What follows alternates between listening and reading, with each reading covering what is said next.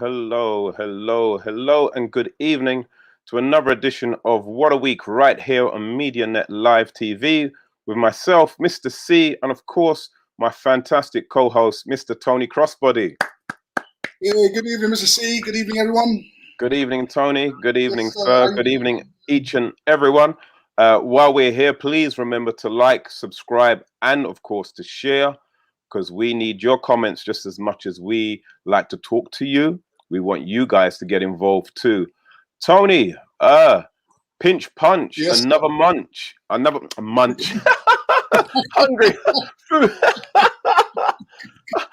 you know we can smell the food cooking in the kitchen. That's the right word. Pinch punch. Another month. It's amazing. The other day it was Christmas, isn't it? And look at that. I don't know about you saying the other day. For me, it's felt like this has been the longest recorded January in the history of mankind. It seems like Christmas was so far away. I feel like I've done 2 months already. Probably it's all the bad news that we've been hearing every single day or in every single week, man. It just makes it feel like it's just so long. But for you, you're saying it seems like Christmas was just the other day. Well, for me it has. I mean, I think because I kept myself really busy. So the days seem to have flown by, and all of a sudden now we're in another month, the month of love.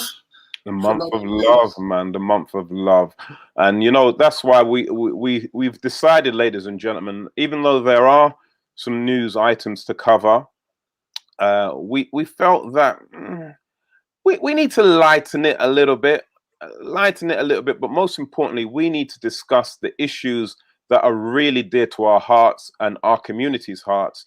And let's, how can I put it? Let's press forward in 2021 with some thoughts and some topics which are going to benefit all of us. So yeah, it's going to be a little bit of a different show this week, ladies and gentlemen. We make no apologies for it. It's going to be a special one nonetheless. So Tony, did you manage to get up to anything over the weekend? Even though we're in lockdown, did you manage to get up to anything? Well, I went from the kitchen to the bathroom, and that was that was a trip, man. I had to take a bus. Your visa is topper. But apparently, I understand soon I got to take the vaccine just to go to the toilet. Listen. Yeah. It seems like I haven't seen it just yet, but I've seen that there's a video that Tyler Perry has put out as regards to addressing the vaccination. I'm going to give it a watch this week, and possibly, who knows, we may comment on it next week. But I haven't watched it yet. Yourself, have you seen that video? I've seen it. Interesting. Okay, interesting. Okay, I should definitely give it a watch. Good evening to Charmaine Bradshaw. She says, good evening, gents, and to everyone. Good evening to yourself, my dear. Christopher Gatt. Christopher Gatt is very fluent with Latin, ladies and gentlemen. He says, all you men better be good tonight. Black hat, African top, Mr. C, Mr. TT. Yeah, he's fluent in Latin, ladies and gentlemen. It's not that ancient Egyptian. Yes, Christopher, how you doing, sir? Hello, Charmaine. Christopher's the only viewer we have, ladies and gentlemen, who types in hieroglyphics. Oh, bless up, man. My Grenadian pal. Good evening, Sandra Henry. Good evening. So, of course, we lost another legend, Cicely Tyson, an absolute icon in the film industry. Tony, do you remember any of her films, any of her roles which stand out for yourself? I'll be honest, I do remember her, but I don't recall sort of looking at her movies. I think what really struck out at me is that she lived so long, 96 years old, and still looked so great for her age. I know she was an actress. I'll be honest, I don't recall watching any of her films though. Okay, I'm gonna remind you. Of course, you must have watched the legendary mini series penned from Alex Haley's Roots. Right. The mother of Kunta Kinte, Kizzy. Okay. Yes. She played Kizzy. Oh, yes. Who could forget the classic moment when she spits in the cup, man? Listen, that moment there, my brother. That moment there for me as a young child watching that, and I was like, yes, go on, Kizzy.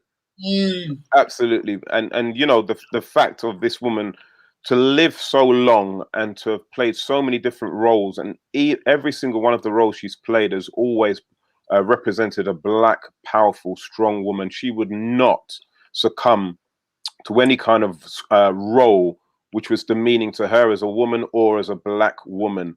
And so Cicely Tyson, man, we salute you.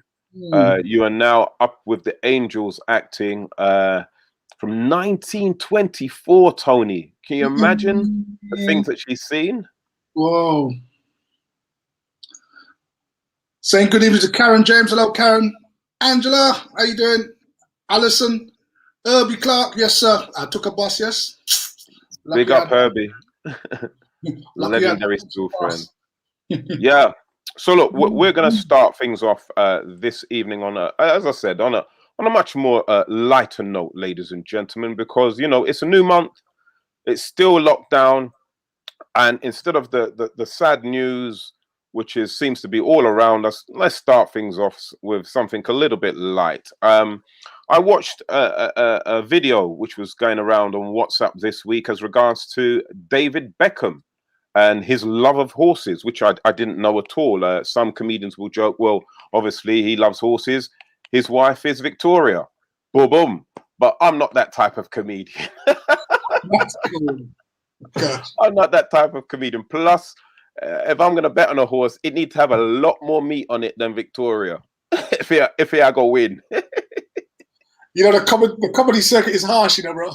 Trust me, man. Listen, I'm telling you, when that door opens up again for stand-up comedy, it's going to be an absolute killer. But I saw this video and it absolutely warmed the cockles of my heart. So we're going to start off with a little bit something light and funny for you, ladies and gentlemen. Here we have a simple little stand-up comedy video for you.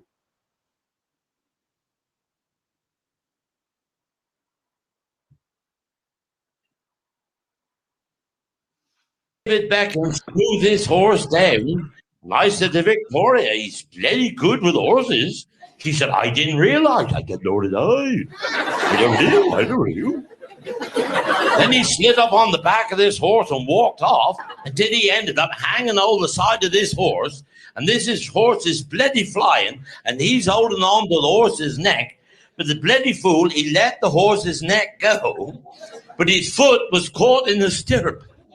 Now, this horse is bloody flying and is banging Beckham's head on the road, you see. Well, Victoria, she panicked, you see, and she screamed for help, and the security man came out of Tesco's and turned the horse off.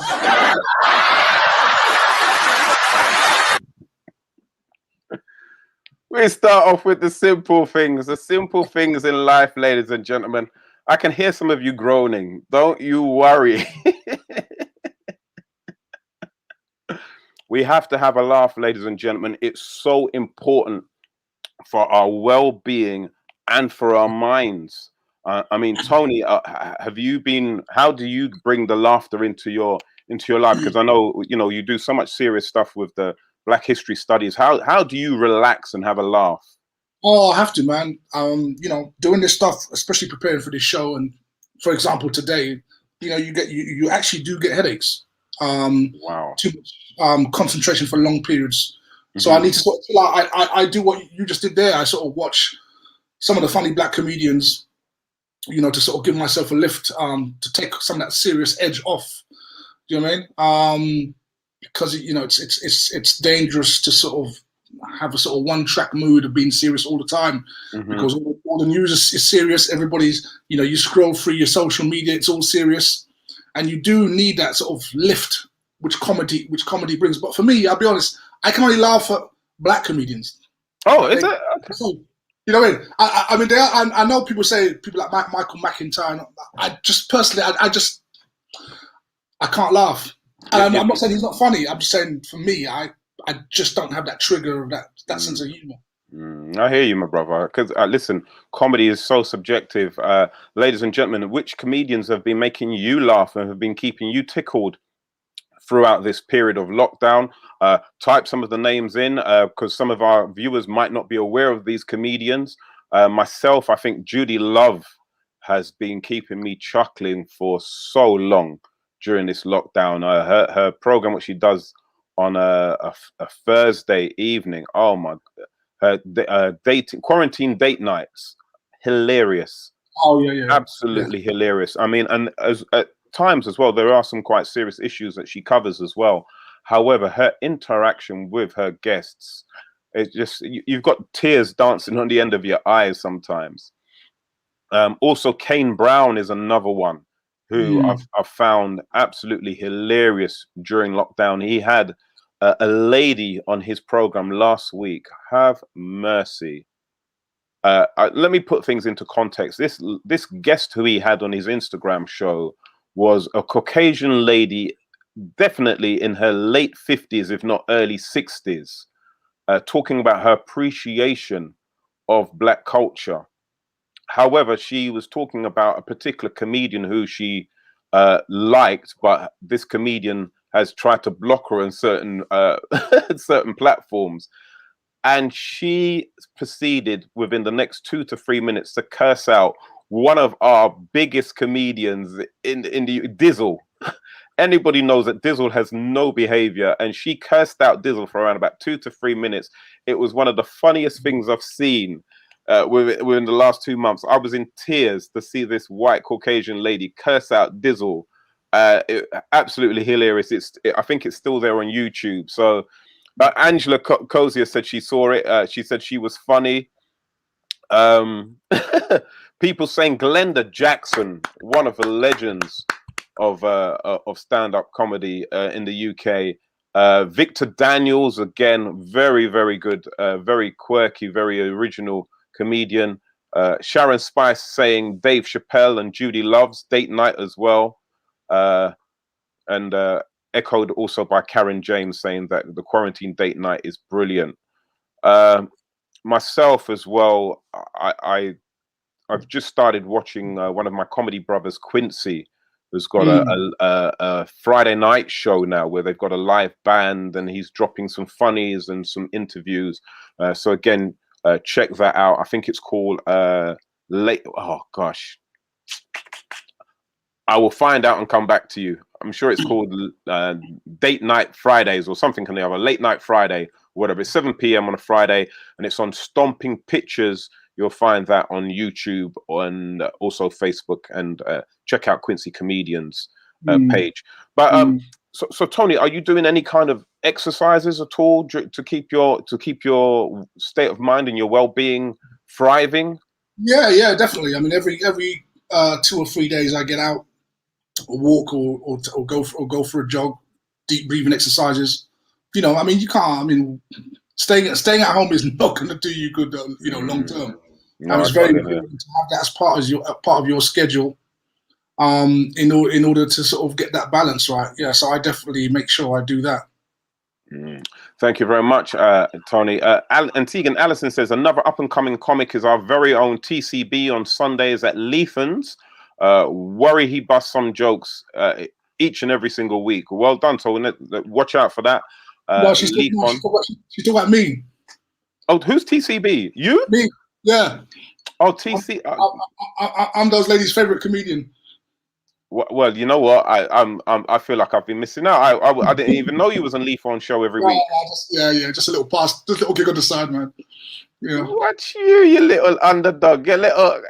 He's got so much skills and talents. This man, ladies and gentlemen. We just every week we seem to find out something new about Tony Crossbody. The difference between me and you can get paid for this. I can't get paid for it. No, not yet, my brother. Not yet. Not Brett. I do black banter like you, man. Thank you, Patricia. You're saying that my African clip had me crying. I've revamped an old character of mine called Anuku Kampala. He is so wise beyond his years.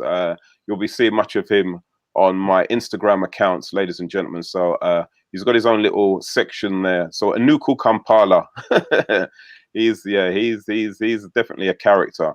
Now, as regards to exercise, I want to address the ladies, please, ladies.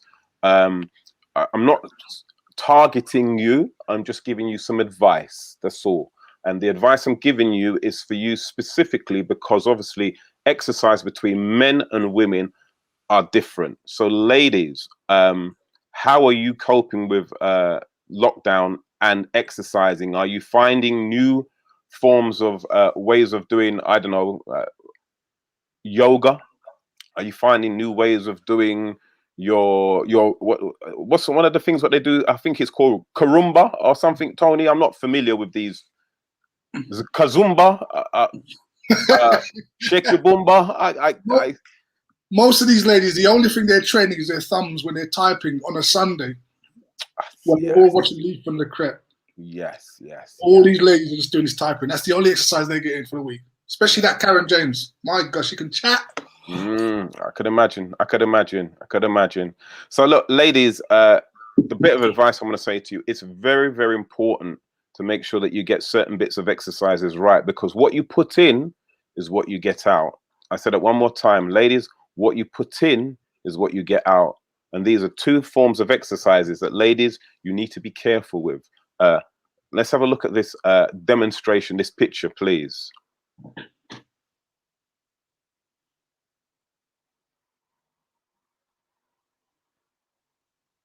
So ladies, be careful what type of exercise you do. Yeah, because you can get different results. Oh god. Yeah, 100 sit-ups could give you a six-pack. One bend over can give you a one-pack, which carries two. Oh boy. Jackie Pearson says she's doing her exercises whilst watching us. Oh, there you go. Zumba is the class. Well done, Jackie. Multitasking, or as I call it, double tasking. Oh dear. What other forms of exercises are you doing, people? Let us know. If you've got any good workshops out there, please let us be aware of them so that we can share them with our viewers, so that we can all make sure that we try and take our health a lot more seriously during this lockdown. One of the funnies I saw this week, Tony, was from one of my followers on Instagram who had a dilemma. She said she could hear her sons screaming, "Oh my God." And you know, like as a parent, when you hear your child distressed, you know it means there's trouble. So she heard one of her children shouting out, "Mum, mum, mum, we need a plumber urgently, as there's water running down the stairs." And then she posted this on Instagram. Oh, wow.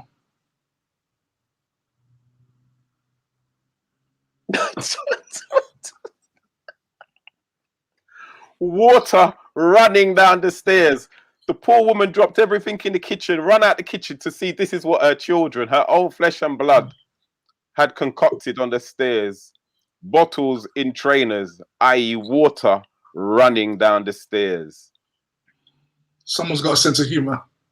Yeah, I mean, to be honest with you, I think this is a big difference between parenting in this day and age, Tony, and parenting in our day and age, because what would your mother have done, Tony? Oh, man. No. Take one of those bottles would have come out the shoe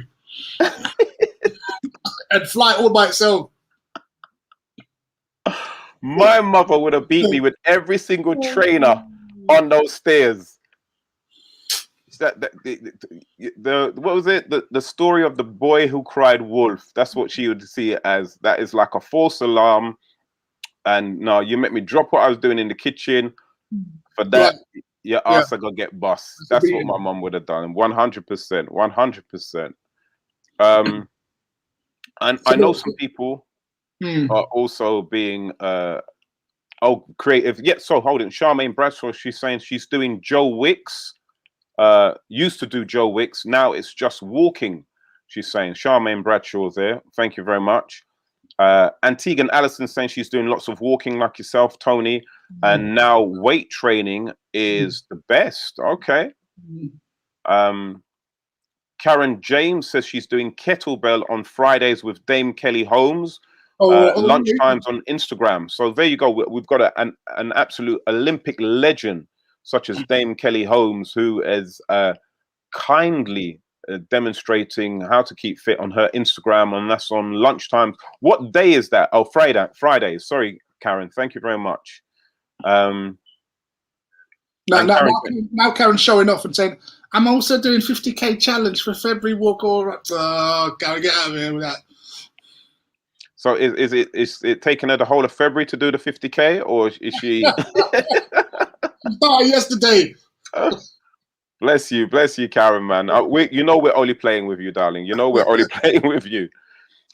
However, what I love is the fact that, you know, on things like TikTok, Instagram, we're seeing so many creative people keeping people happy and cheerful throughout this whole lockdown situation. And some people are taking their creativity to a whole new level at all. We've all heard about the problems of wearing masks to supermarkets and shops. Some people are pro masks. Some people, they don't want to wear a mask at all. However, when the two come, there's always seems to be a clash. This young lady used such a creative way to deal with that clash. Let's have a look at this next clip, please. If you do find something to cover your face, I mean... I will. I'm going to find something. Hold on. Okay, you know what? I'm going to find something to cover my face, okay? Oh. Hold on 1 second. Oh. Out of your mind. Oh, no, I'm not. I'm trying. Okay. See? Tripping. Yeah, but you know what? I'm going to get inside because my dog's hungry and I have to go to my son's baseball game, I okay? love your enthusiasm, but Yeah. that's not the matter. It is going to, watch, it's going to cover my face. Just watch. Okay, good. Can I go in now? I have a mask. No. I have a mask on. I can't even look at you. No. My face is covered. Come on. I mean, what else do you want me to do right now? What else do you want me to do? Get a real mask. Put your candies on it. Okay, you know what? I can't do that. I can't do that. I mean, it's going to take 2 minutes. My face is covered. No one's even going to notice. My face is completely covered. Come on. It's covered. It's covered. Just let me get in. Just let me go inside. Crazy. That's what it is. Okay, you know what? You're crazy. No, I'm not crazy. I'm not crazy. Get you some water.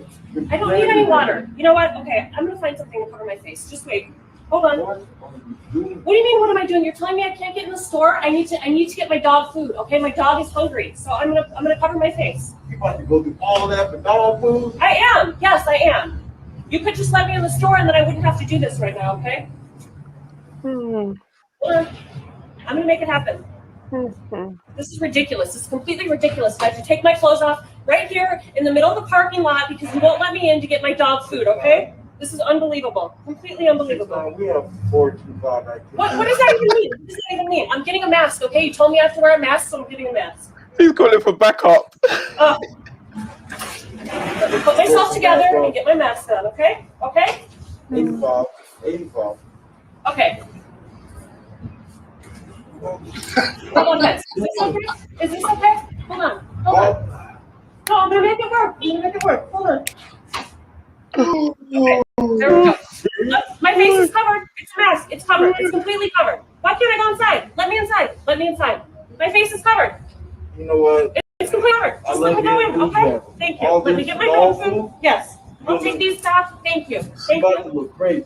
That's what it is. You're about to look crazy. No, I'm going inside. I have a mask on. I'm going inside. Oh my word. Listen, I don't business what nobody says. I love that woman. That's the kind of woman I want. If she would do that for her dog, you know. Imagine what she would do for her man. What? Imagine if her man was hungry, Tony. What she would do. You know, I'd be worried about if I wasn't interested in her. What she would do. That's what I'd worry about. No, babe, I've got someone already. No, but you gotta be. I can see that some of our ladies disagree with the actions of the young lady. Karen James, we get your emojis. Charmaine Bradshaw, your face turned colour. No, that was extra, man. The thing what got me, Tony, is when she take off the baggie and she dash it in the man's chest. Nah. That's when I would have take off my walkie-talkie, my brother, my security badge, my work ID would have come off, you know. That's when you step over the line. I would have let her in a long time. Just say, put a cover on it, put someone on, and go inside. But oh my days, she broke him down though, man. Yeah, she was determined. She was determined, and that's what I'm saying is that, you know what, ladies and gentlemen, when your mind is set, you know, when you have that mindset, oh my gosh, you can go through any obstacle, ladies and gentlemen. And I just want to know what kind of dog she had and whether the dog appreciated what she went through. Charmaine says she's a damn exhibitionist. Don't be jealous now, Charmaine. Don't be just because you're reserved. Sandra said she was so determined to get in. She absolutely trust me, man. That dog, but man. You know what? You said it, Mr. C. I've seen women like that at a rave. Like at a rave, and they can't get in for whatever reason. Wow. I have witnessed that type of determination. To get in. Just for a dance. Well, to get into the dance, yeah. To get into the dance, yeah. Wow. I've seen them break down security. So these women, when they're ready, man, when they really want something. I'm telling you, man, the mindset of a woman, when it's focused, when it's razor sharp, it's unbeatable, my bro. It's absolutely unbeatable, you know? Oh, that's why I tell you, gentlemen out there, don't chase the women too much, bro. They know what they want. So if they don't contact you, take that as a hint. Well, listen, we're gonna deal with 2 more clips before we bring in our special guest for this week, ladies and gentlemen. And what a guest we have for you! An absolutely wonderful human being and person, absolutely amazing life story and journey, and we can't wait to share the screen with her. But coming up shortly, talking about women and amazing women, ladies, have you come up with any kind of new tips to try and deal with the fact that, you know, your home grooming? I think, Tony, we spoke about this a few weeks ago. Again, it seems like you're grooming yourself now, Tony, or have you got a secret barber? What's your grooming tips? No, I did myself. I went on YouTube and just learned, you know, do some practice. Make sure I do it like a week out from the show. So Me too, bro. Wednesday's my experimental day. So tomorrow's my shaving day. Yeah. If I mash it up, I got 6 days to get some growth. Ladies, how are you coping with your toenails, with your pedicures, your manicures? Are you now self-manucating, if that's a particular term, or self-pedicating? Or are you trying to get your children to take on that role? I remember when I was young, my mum, Tony, man, my mum would get me to clip her listen, my mum would get me to clip her toenails, Tony. And you know you can't say no to your mum, you know. And like, look, my arms are not the most strong. Like, I'm a man now. Look at my arms now. Imagine these arms as a child trying to hold it. Yeah, my mum's toenails. Listen, I'm not going to say my mum's toenails was like rhinoceros bone. Listen, me trying to clip them thing there, and what it was, even when I managed to get a clean clip to make sure that thing never went. Like boomerang and come lick me in my eyepiece. Yo, listen. I'm just saying, if there's any mothers out there who are getting their children to cut their toenails, stop it. I'm gonna call social services for you, you wicked smuddies. You. Do downward dog and cut for your own talons and claws. That was too funny. That was just too funny, man. I'm traumatized, bro. I'm still trying. Hey, look, Charmaine's got a tip there. She goes, yeah, cut their toenails after they soak them in water. Listen, my mother's toenails would need to be soaked in acid. Water's not cutting it. However, I've noticed that we live in times where a lot of people are seeing things briefly on social media and thinking that's a good idea. Let me try that. None other than this next clip. Ladies and gentlemen, the joys of waxing at home.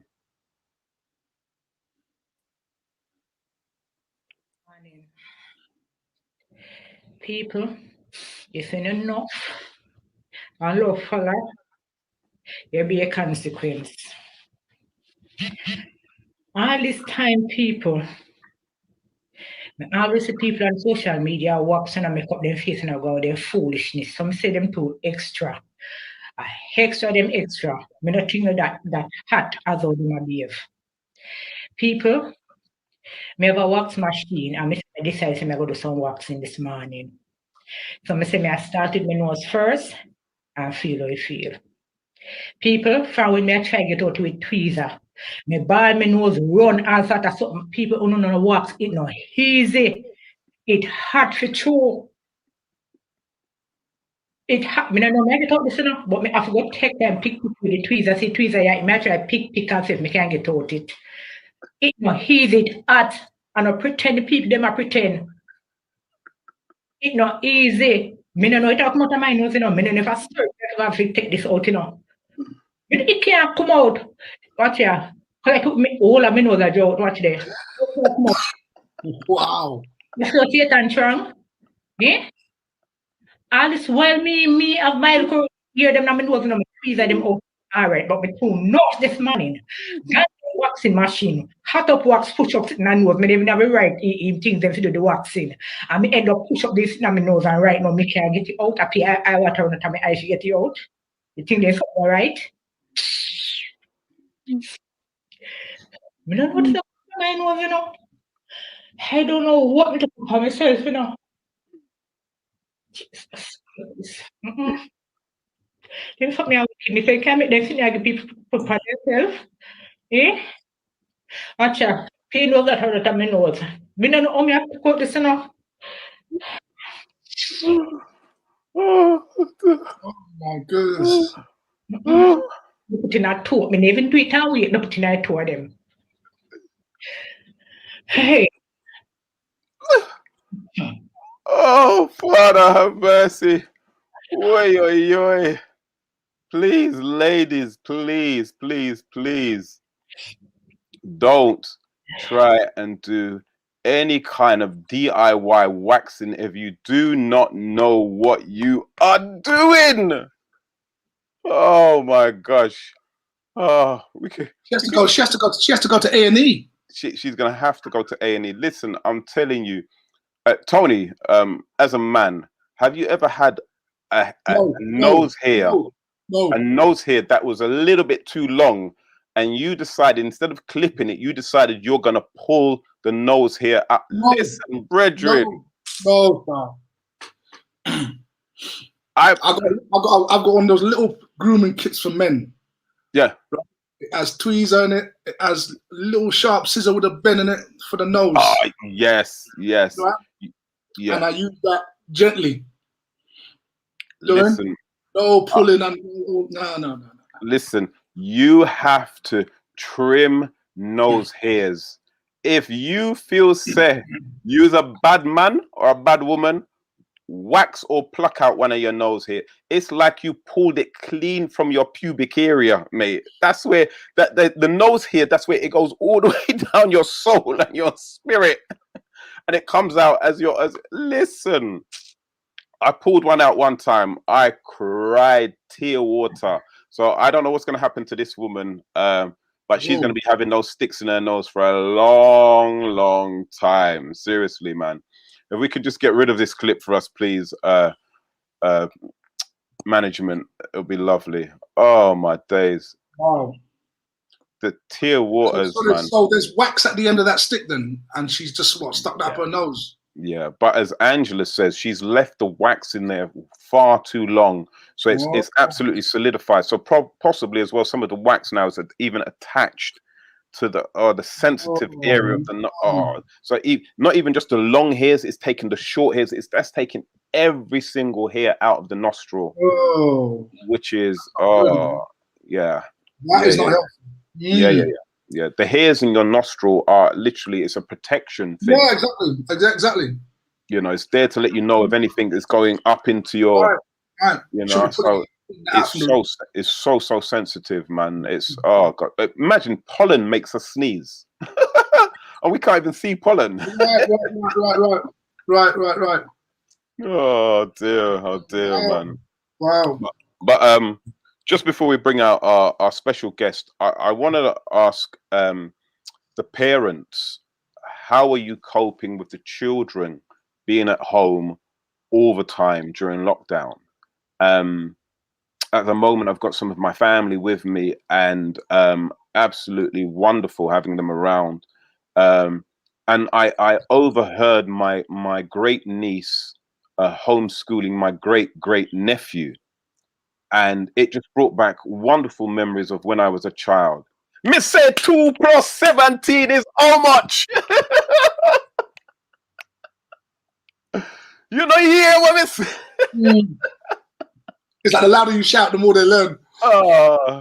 Listen, because you don't start off like that. You start off if Johnny's got 2 apples and Sabrina's got 1 apple, and you take away an apple from Johnny and you give it to Sabrina, how many apples does Sabrina have? An orange? Father God, this child took after his father. Missy, if Johnny have 2 apples, 2 apples. See the apple, yeah? He won. You know, when you start taking the actual props out the kitchen and everything to give to the child, and the child is like, "Why have I got yam and potatoes? I just want to do maths."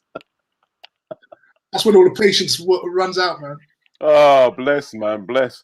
But you know what?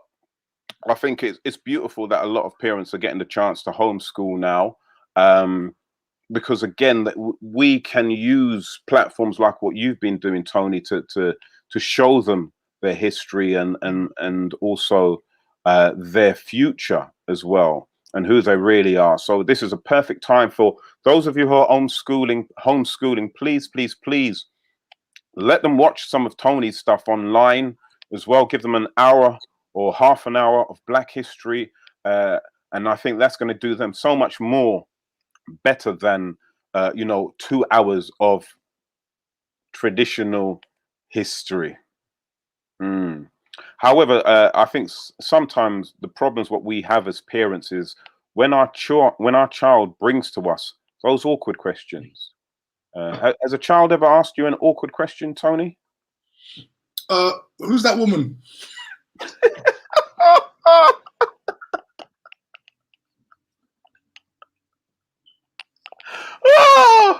Oh, Father! I want my mummy. Yeah, listen, that one, I want my mummy.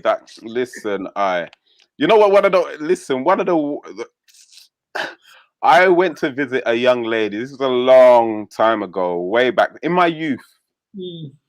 I visited a young lady one evening who happened to have a child. He was 5 or 6 years old. And, we had a lovely evening together. She cooked a meal. Then she was getting ready to send the child to bed so that me and the child's mother could have adult time. Yeah, relaxing time. Adult time.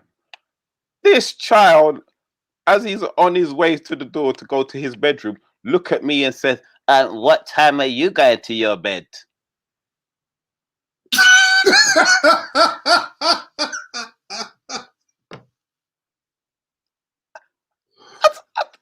How did you respond? Bruv, I was shocked. I was so shocked. My mind wanted to say to myself, "I'm going to bed as soon as you go to sleep, you're messing up my sleep time now. But the look he gave me, he meant like, when am I going back to my yard? That's the look he gave me at 5, 6 years old. I'll never forget it. It sent a chill through my soul, Tony. I was like, this little. Of course, he realized that if he left you alone, you couldn't be trusted. You know, so he wants to make sure you're going home right now when he's going to his bed. Yeah. But anyway, so this is a question that a child asks the parent, and have a look and tell me what you think about this.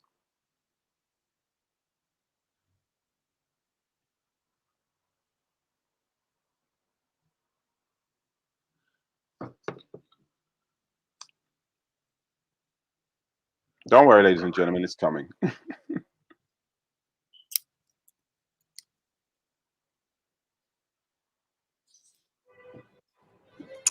How often do you and mom have sex? You're talking about this year or last year or what? Question, how often? Yeah. Do we have sex? Almost every day. Last Sunday, almost. Monday, almost. So it's almost every day. That's a good one. Oh, Father. Oh dear. Oh, just a little bit of humor, ladies and gentlemen. Just a little bit of humor. Oh, Father. Almost. And I know that some of you can relate to that because the children are there all the time, every day, with you, all the time. Can't even take them to grandma's because we're in lockdown all the time.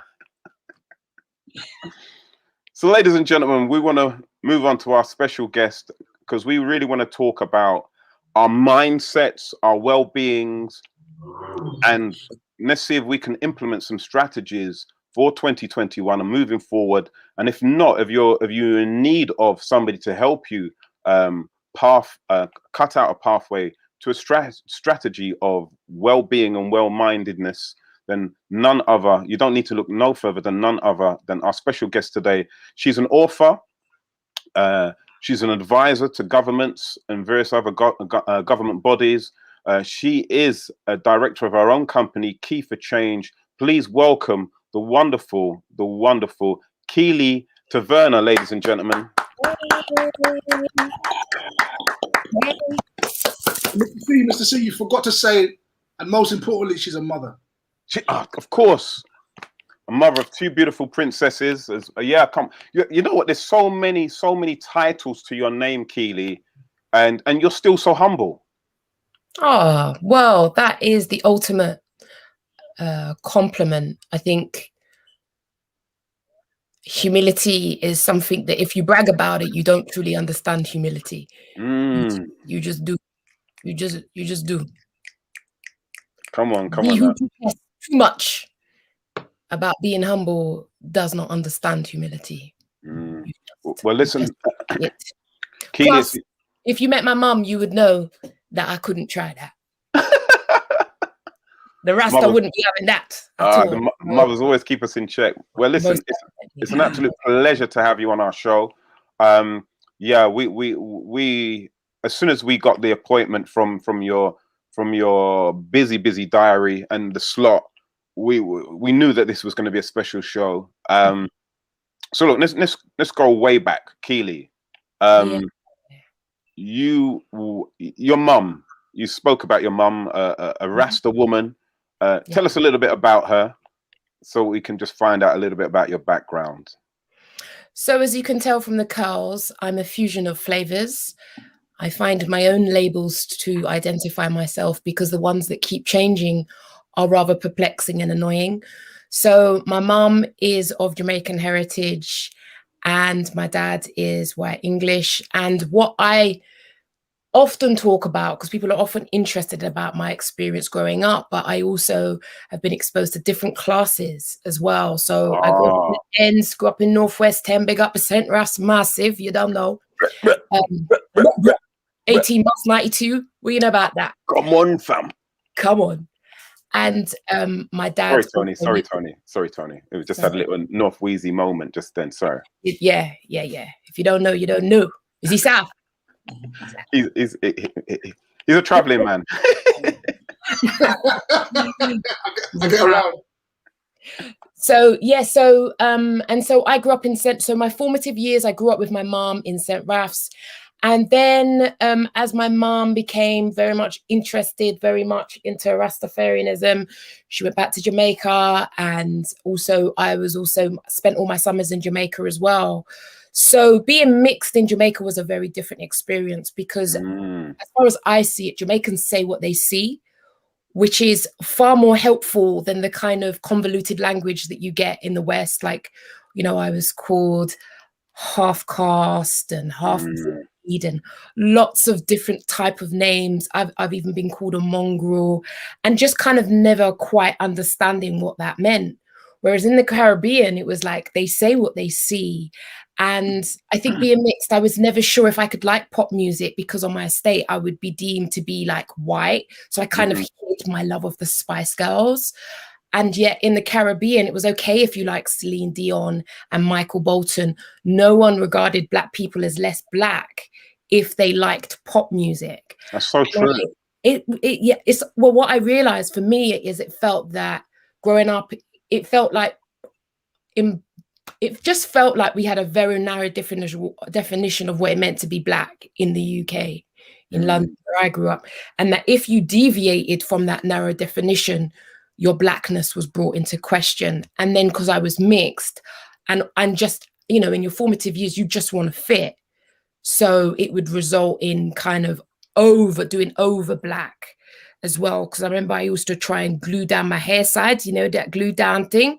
Listen, I know it very well, but both me and Tony know it as well, because we had that moment when during Michael Jackson, when he did the Pepsi Cola, we tried to do the little curl on the.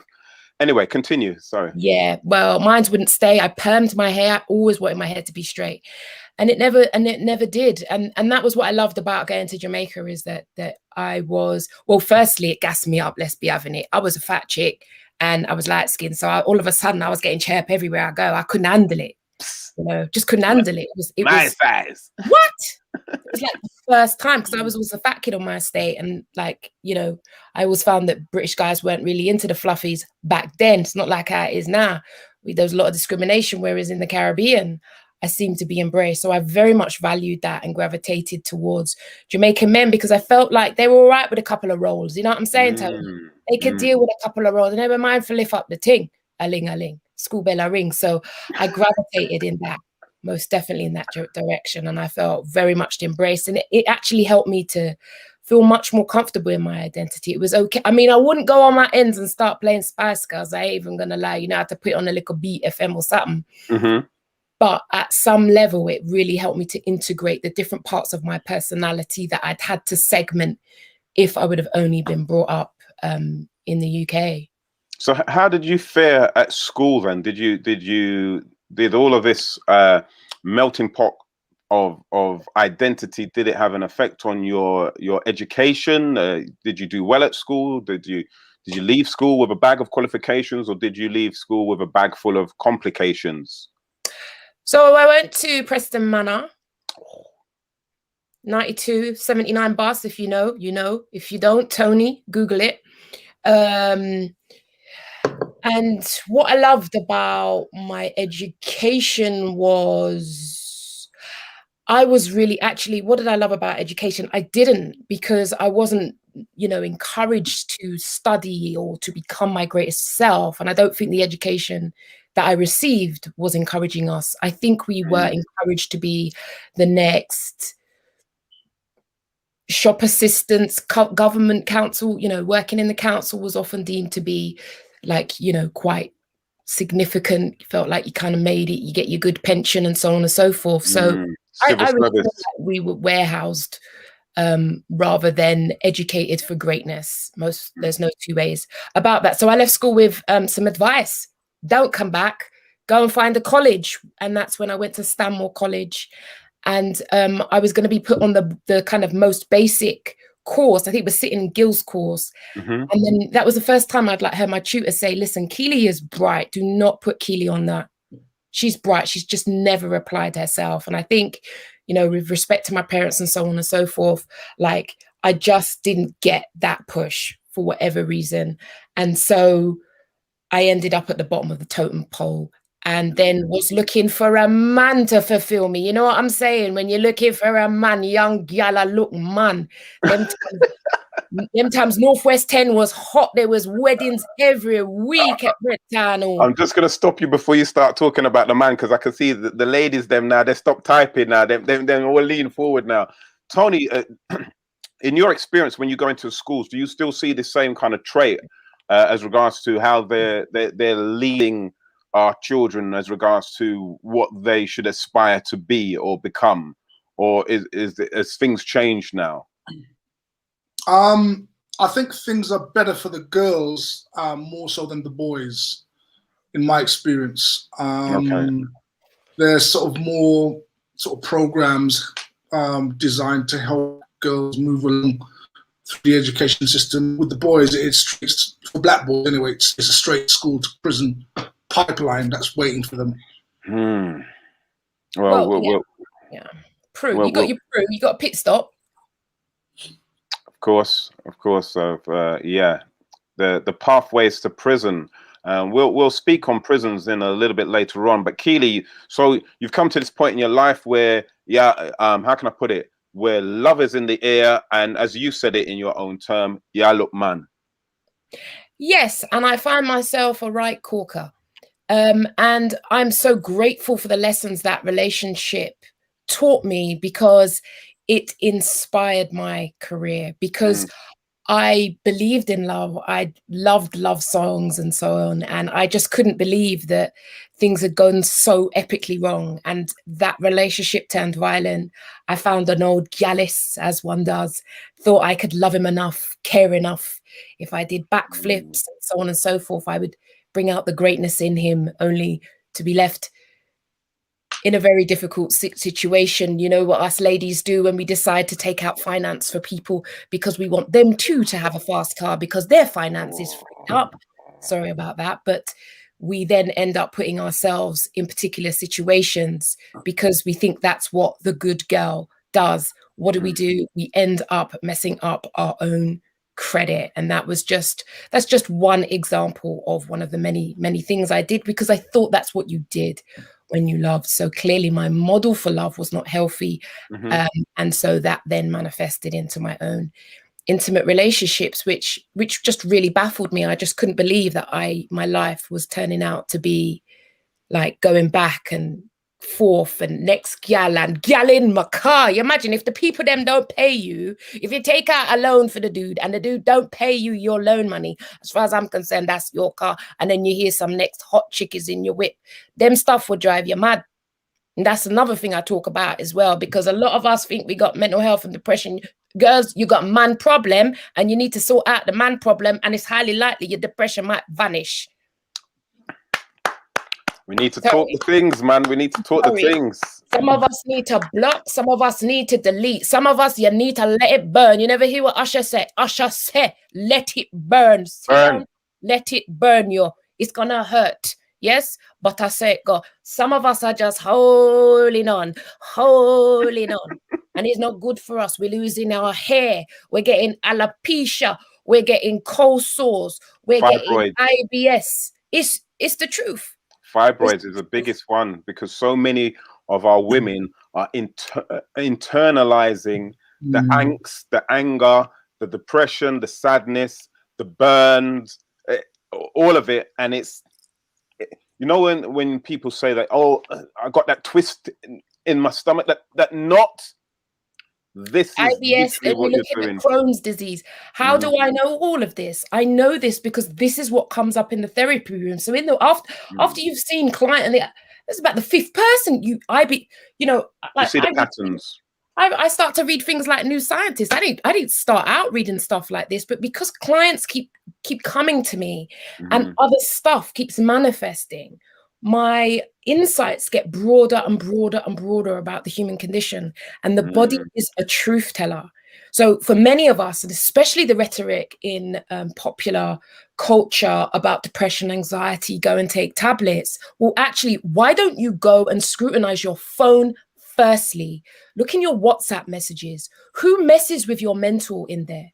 Who do you need to block? Who do you need to delete? Who do you need to let go of? Because so many of us do not want to let go of people who ain't good for us. But because we feel ashamed, because we put two picture up on the liquorgram and so on and so forth, and now you don't want to make it look like the relationship mash up, you feel shame. So you hold on. And all Pause. of what you do. No, I'm going to say to you, pause. yourself. Please, pause. And relate that again, please, because it's such an important message that people need to hear, absorb, take in, and then hopefully act upon. So again, the WhatsApp messages, the contacts, what's the process again, please, Keely? My brother, I write about this in my book, Why Love Hurts. Yeah. Firstly, audit your phone. For some of us, we need to get rid of the pictures in our phone. I'm talking audit your phone. Your depression and anxiety and stress is in your device. You are being conditioned to believe, oh, you're depressed, you have a deficiency in your brain, gobble up the pills them. Yeah, you can gobble down the pills them, but if you do not audit your life and who you have around you, why do you think you're going to need more pills? Next thing you're walking around, the lights are on, but no one's home. Come on, we've all seen it. All seen it. You are not checking yourself, and I'm baffled as to why there isn't a push to get people to take increased responsibility for their lives. Because the way that it's looked at, like the way that I see it, it's like, oh, you're a victim, or you're born, you've got a brain deficit. No, you haven't. We need to be checking what is going on about who we allow around us. Who do you give your energy to? You've got a very interesting phrase where you say making pain purposeful. And the first time I heard you said that, I was like, making pain purposeful? I was like, what? So because that's the first thing, it hit me, and then I had to lean in to listen. Give us an example. How did you personally make pain purposeful in your life? As my baby father would say to me, if it wasn't for him, I wouldn't have a career. I said, thank you. I said, thank you. Brazen and bright. Bright, yes. That's how we like them. We like them bright, and that's the problem. Some of us like all that. We like the alpha male. But often when you get too close, you poke, there's no substance. He can't protect and he can't provide. He will lick your door. You see, it's all twisted. So how do you make pain purposeful is you stop being a victim. People don't like that. They get very angry with me about that. Sorry, someone's got to tell us.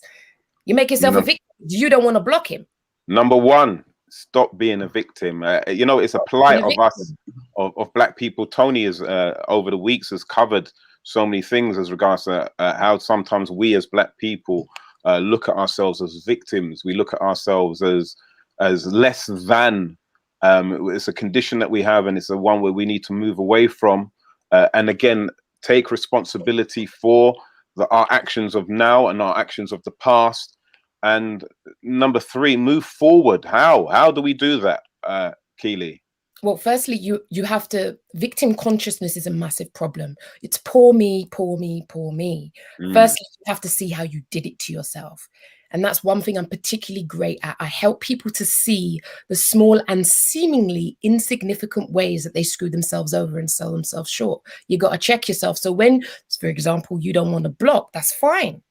But know that you've left a chink in your armor. And my dude, for the women I work with who are often drawn to narcissistic individuals who think that they're going to come and do therapy with me and complain about him and what he did and gaslighting, and I can't believe he gaslighted me. And you're not coming to therapy to do that. You've been watching your YouTube channels, you've been reading your books, you feel very primed. What we're going to do is we're going to look at what you do that enables that behavior, and that is not for everybody.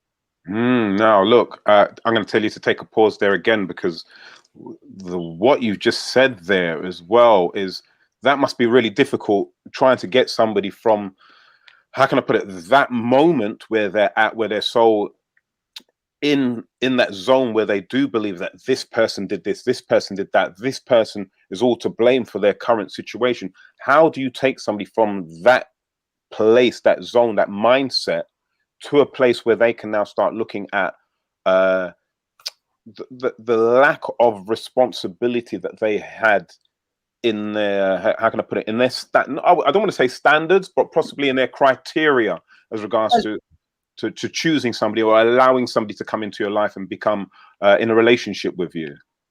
Well, firstly, you don't know, right? So it's like the red or the blue pill. Yeah. You're walking blind, so you don't understand how you got yourself into the situation. I didn't understand how I got myself into the situation. Fundamentally, remember, people choose me.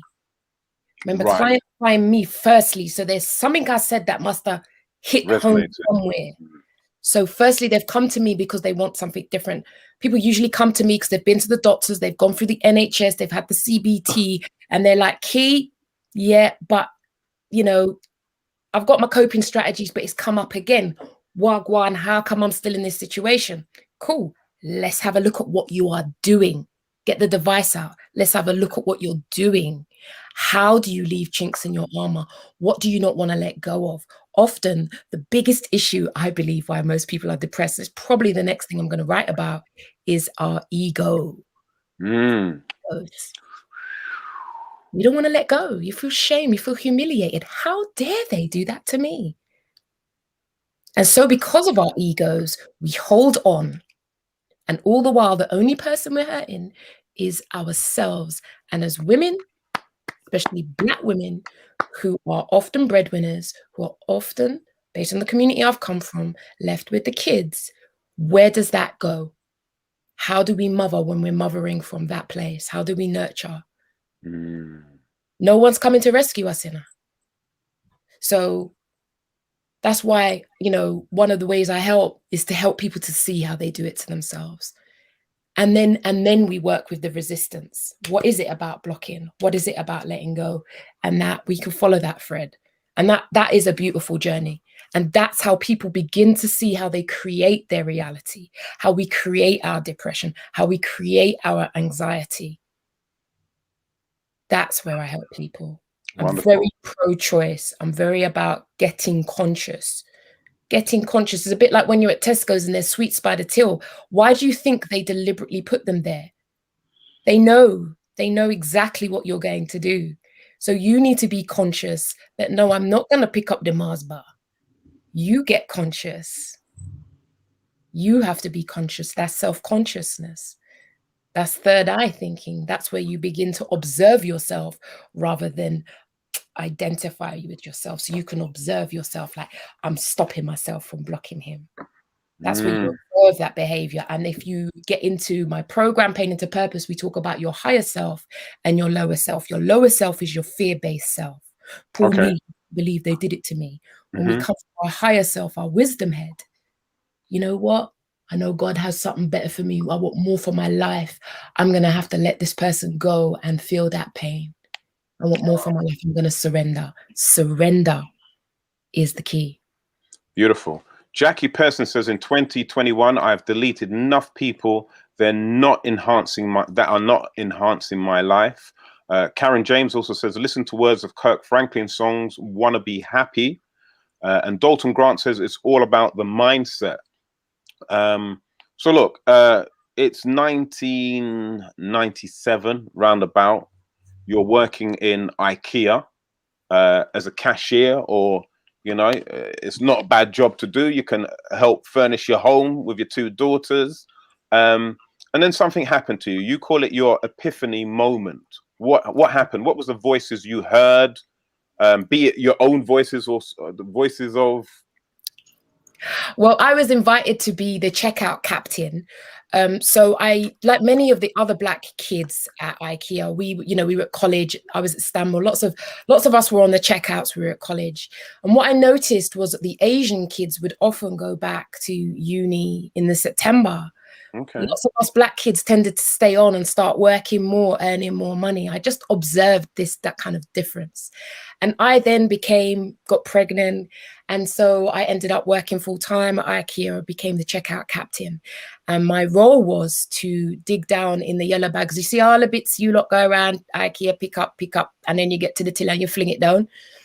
My duty was to dig down in the yellow bag and to find the reshop, and then put it back into the appropriate baskets. And I remember doing it and thinking, I know it was God. I just know that I couldn't do more than this. I just knew I could do more than do the reshop at IKEA. I'd been there. So in the end, I stayed there for 10 years. I worked there for 10 years, but in the 5th year, I began. Well, my first self-help book I read was a Jan Levansan. For the black women out there, we know, like in the meantime was the first self-help book I read, and that just changed my life because I was in an abusive relationship. Everybody was like, well, we knew, everybody had something to say, but I had no solace. I just had judgment. And in the pages of that book, I found a way. I found a kernel of hope, and that inspired me to go back to college. So I started an access course. And that access course led you into the field of psychology and counseling. So how rewarding is that for your daughters to see that their mothers left school with no qualifications per se, even though you've been a hardworking mother, hardworking person throughout your life, but to go from a place where you're using self-help books to a stage now where you've got access to a university place, and here you are. Yeah, well, I think one of the benefits, and I often talk about I have access to white privilege. There's no two ways about it. My father's white, my father's middle class. And I think one of the greatest things my dad offered me was a place to live with my daughters. So the beauty of that meant that, like so many of the girls, my brethren who I grew up with in St. Ralph's, I was not at Mahatma Gandhi House on the hard plastic chairs waiting to be put into temporary and all of that fiasco. I moved up into the suburbs where I just, I really realized how fortunate I was. My dad assisted me. He held me up. And every time I came up with, Dad, I want to do this, my dad just honored that and supported me and provided I said it to him today, is the wing beneath my wings. So that enabled me to say, you know what, boom, I'm going to uni. And he supported me. Every obstacle that came that he could help with in terms of childcare, he just helped. And so I did a 4-year degree with a placement, and I wanted a placement because I had no experience. And that's where I got my placement at HMP Wormwood Scrubs. Big up the man, them HMP. Wow. A, B, C, D, E, F, G. So you are now a mother. Yeah. From the ends, dropped into one of the biggest clubs in the ends. What? Wormwood Scrubs. I'm sure that you're going to see probably 1 or 2 familiar faces. What was your role in Wormwood Scrubs? What did you have to do, and what did you learn whilst you was there in Her Majesty's pleasure? Boy, it took theory into practice, let's put it that way. So I was book heavy. I've been reading the theories, but when you come on a wing, that's when it goes down. So I was working for probation. I was a facilitator on the sex offender program. I also facilitated on the thinking skills program as well. So I was there. It's one of the reasons why I ended up doing comedy, because I was there to, rehabilitate was my endeavor. And obviously being able to engage with the group was something that, I developed over time, and I'd make the guys laugh. Plus, I was one of the only facilitators who was, there was 2 of us. There was 2 of us that were from the ends, let's put it that way, which helped because people could relate to us. And so that was a profound experience. And when I think about prison, that has set me up, because nowhere could be harder. And if you can make it in HMP, if you can survive working in there and keep your head intact, then, as Frank Sinatra says, you can make it anywhere. So Haley, Keely, rather, sorry. Sorry. I want to try and make this comparison, because like a lot of people are in lockdown now, which is, when you think about it, we use the term lockdown all the time, but we don't seem to associate it with prison. So a lot of people are in open prisons at the moment, be it their homes, they're finding themselves being locked down in situations, in partners, in work, in environments within the confines of their own space, almost like prisoners. So I think in a way that there's going to be similarities as regards to the mental state. What key bits of advice could you give people who are actually experiencing some kind of discord within their mental state, and probably not fully aware of it at this moment in time during this lockdown, what we're going through over the last 12 months? I think, Mr. C, you know, prison, I was saying this to my mentor, and that's another thing, you know, for people who are trying to, you know, get out of the stereotypical roles and move up. One of the most important things I did was have a mentor. Prison has equipped me well for what we're going through, because prison teaches you the importance of focusing on what you can control. You know, and for the men who battle the system, you would often see them carried away to the seg. Like, you can't beat the system. It's just, you can't beat it. Work with the system and use it to your advantage. Focusing on what you can control in the here and now in terms of what we're going through is the best tip I can give to people. Now, that is very abstract. What does that mean? It means be careful where you put your energy, because everything is energy. And if you're expelling your energy into situations you cannot change, you will get depressed. Simple maths. What can you do? So one of the things I've been doing is, the challenge we have, right, is some people are self-motivated. Some people are not self-motivated. And that's what makes this very difficult. If you're not self-driven, if you need structure and routine around you, which I do, I can work with both, then it's very difficult now, because everything comes down to you. So getting structure and routine is incredibly important for people. You know, when I think about the clients who I've been working with over this period, what are they doing? What have we all been doing? Because I say we in this. We have been focusing on what we can, such as, I've got clients who are now doing open university courses, free courses. You can go to the OC, you can do short courses and they are free. You've got myself. I've created courses for the first time. I had time to synthesize all the things I know about what I've seen, how people harm themselves. That's how I made Pain into Purpose, because I can see I've created 5 principles that hurt you, and then the 5 principles that free you. So it's given me time to create. I think people need to find a focus, channel your energy. There are free things out there, and I know money matters, class matters, where you live matters, whether you have a spare bedroom matters, whether you share your bedroom matters. Like, it matters. And there's nothing more I can say than find something to channel your energy into, because Netflix binging, Uber apps eating, no, what is it? It's just eat. You see me? Yes. But you're doing this. That's a focus, right? That's a focus. Listen, for some of us, we need to take them apps off our thing, you know. That's a part of some of the self-care tips I teach people. Like, take them apps off your phone. We can't just have boo-hoo sitting there bored. Next thing you got frock coming to your yard. You ain't even going nowhere. There ain't no man out there you can go find any. Keely, off your phone. It's not good for you. Listen, there's so much more I want to cover with you. We're gonna have to do a part 2. Man, we're gonna have her back, man. We're gonna have to do a part 2. And I'll tell you what, because number one, first and foremost, where can we find you?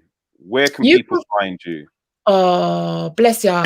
You can find me at key4change.com. If you go to Key for Change, you can then find the link to my YouTube channel, Instagram, Facebook. I think LinkedIn is probably up there as well. In addition, my Pain into Purpose course starts in March, and I'm actually writing for all those individuals who fall in love with narcissists, because I see this time and time again now. All of a sudden, everybody feel like they fall in love with narcissists. Everybody and their mother think there is an empath. Fine. Let your girl Keely create the empath course, because I'm here to school you about how you make yourself a victim. Yeah. So I'm not that therapist who's just going to sit there and do, come on, you know what we're like. I'm a Northwest 10 girl. It just has to get fused, right? It just has to get fused. So I'm going to have to take you to task on some of the ways that you sabotage yourself, sisters. And the brothers. I work with men as well, obviously, but women tend to be more open to therapy. Men, you guys, you don't take a little bit of time, man. You like take a little bit of time. And I should also say that people who are also funding their therapy through their employer as well. So, you know, EAP, employee assistance programs, that's through HR.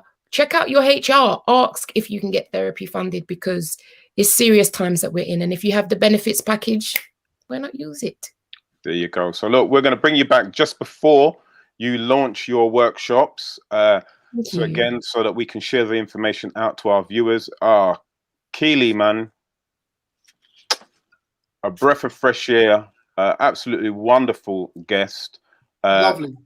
Thank you, Tone. You single, Tone? Until about 9 o'clock. I never see a question fluster him, sir. You get mesmerized. After 9 o'clock, I'm busy. Oh, no worries. I was just asking for a friend. Tony, your face has got the same color as Keely's dress. You know what? That was the last question I was expecting right now, you know. Really? I was just about to say, thanks, Keely, for coming to the show. We've got to have you back. You know what, Tone? I love to chirp a brother. Hey, listen, come on, man. You're talking to the right man. Brothers find it hard to get chirp, you know. They crumble like... No, not me, no. I get it every Sunday. I get chirp. Love, you just did. Every Sunday. I just didn't expect it. Hold on. I'm just going to step out of this and just leave you. You know, I feel like I'm looking through somebody's window at the moment. You know, we might skip the Black History part and talk about man and woman thing now. What do you want to talk about? No. I can't. Management. Okay, you know what? KeithForChange.com. KeithForChange.com. No, you two have brought it into the universe, so we will. The next time you're here, we will talk the man and woman things. All day, every day. I could talk that all day, every day. And what we'll do, we'll allow some of our guests to throw in some questions as well. We'll let you know when Keely's coming back on. We'll allow you to throw up some questions, and we'll deal with those questions. Yeah, that'd be great. One or two of our viewers, you may be able to come on and join us on the show. But for now, please, everybody, give Keely a tremendous round of applause. Take care, and we'll catch you soon, darling. Yeah, we've got to, and let's book her straight away, bro. Let's get a date and make sure we lock her down. 100%. Yeah, fantastic, wonderful. Man. Thank you. Keep shining, darling. Keep shining. Yeah, definitely. Oh, yes. Easy. Karen James says it's the first time I hear Tony stuck for worse.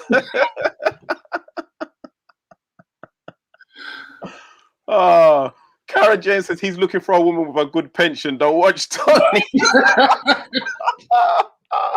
Karen, don't chat my business. Oh, Father have mercy. Oh, dearie, man. Absolutely wonderful. And that's why, ladies and gentlemen, we really got to have her back. Definitely. Yeah, this is one of the things what Tony and I have been discussing. It's like, you know, we are not just going to bring you the same old dead news, absolute sad news. We're going to bring some of our wonderful people who are doing fantastic things within our community. And we're going to start uplifting our spirits, man. That's what we want to do on What a Week. So please make sure you like, subscribe, and share, because there's going to be people out there within our families, within our friendship groups, and even some of our working environments who need to hear some of these discussions and topics that we're covering. However, ladies and gentlemen, we must move on. Tony, last week, man, Tony, you sent out a special request as regards to tracking people's DNA and finding out some more information. What have you got for us on the Black History Talk this week, sir? Well, I want to talk to some of you guys who saw the show last week. I gave you some homework, if you recall. I asked you to go to look at slavevoyages.org, the website, which has the manifest passenger list of the slave ships. So while I'm doing this talk, perhaps if those of you who have done that, you could comment in the chat box and let me know what you found. And so I also requested anyone who wanted their DNA test results interpreted that I would do that live on this show, and that is what I'm going to do today. However, before that, let me just preface that by just giving you a short overview. For those of you who are probably watching for the very first time, welcome to the show. I'm just going to give you a sort of historical background, then we're going to get to DNA, and then we're going to see whether the DNA matches the story that we have. Okay? So look, the first problem we have when looking at Black history is definitions and words. Right? Definitions and words. What are we talking about? Whenever we talk about the transatlantic slave trade and the identity of the people who were taken, we always use the expression African. Mm-hmm. So it's the African slave trade. And we say that we are African. And immediately, that's a problem. Think about this. Africa covers over 30 million square miles. It is probably the largest continent on the planet. They say it's the second largest, but the way they've drawn these maps, you can't trust what they say. It is probably the largest continent on this planet. It has 1.4 billion people. 54 countries sit on the continent. How can we say that we are African? Just think about the word. I'm African. I'm African descent. Africa is a continent. It is not a country. It is not a nation. Africa, up to not that long ago, was actually the Europe of its day. What do I mean? It was the go-to place for education. It was the go-to place to get a better life for yourself. It was a continent with many first world and technologically advanced cultures. So people migrated from near and far into the continent of Africa. Now that's very important as we discuss the Black history of those who are descended from the transatlantic slave trade. Okay, so the first problem we have is the word African and then African slaves, right? And you will find that if you read enough history books, this expression comes up over and over again, and it is misleading, but it's misleading on purpose. First slide. Here. First slide. So here is the continent of Africa. Right, you've heard the songs, we were taken away from Africa, we are Africans. European historians tell you, you are African descent, you are Africans. Next slide. Whenever you see a Black person in a portrait, what do they say? He was an African. Despite the fact that he might have been the emperor of Russia. When historians look at this emperor of Russia, oh, his origins are sub-Saharan African, and he came and he was a slave and he made his way through the ranks until he became emperor. The fact that he was a full-blooded Russian is completely irrelevant. The color of his skin legitimizes historians saying that he is African. And this is where we get lost in the historical source. This whole African slaves, African slave trade is a very misleading term. So we're definitely people of the world is almost what you're saying. Yeah. Next slide. So, and that's the point. The point you just made there, Mr. C, about people of the world, is the point that this gentleman here, Benjamin Franklin, one of the founding fathers of the United States of America, and a noted and respected historian, said in this book that he wrote. He pointed out, and I'll paraphrase it for you, that in his day, in 1750, Europe was pretty much black. Wow. It was only the UK and various other little places that actually had Anglo-Saxons, the UK and America. But the vast majority of Europe, which includes Italy, Sweden, Germany, were black. 1750. Ask historians where these black people come from, what are they going to tell you? They're Africans. That is the way that history's been sold. And it's done for a very specific reason, because if you accept the idea that black people, wherever you find around the world, come from Africa, you are implying that white people come from everywhere else. Yeah, it's even interesting the term that you just used there, the Anglo-Saxon as well, because it's two identifiers there, and it just triggered a memory from school days. Like Anglo was English and Saxons were like, I could be incorrect, but my mind's telling me like almost travelers, gypsies kind of thing. Well, yeah. the interesting thing about that, they're called Anglo-Saxons for a reason. The original Saxons were actual black Germans from the province of Saxony. I suspect that those people, the brothers there who run Saxon Sound probably know this, and that's why they named their sound. Gave them that name. The original Saxons of Germany, of Saxony, were black. Were black. And we know that there has been an industry in creating false statues, icons, and paintings. Next slide. We know that the paintings have been doctored and made to look like someone else and then given a false credit. So many of the black figures of European history have been erased, so that many of the paintings you see are going to be of white nobles and white aristocrats. But many of these paintings are actually fake. Next slide. And this is why the empire, when I speak of the empire, I'm talking about the system, right? The systems that has conquered, that were responsible for slavery and the continuing oppression. The system does not want to reveal, for example, that within the bloodline of the royal family, there is a black gene.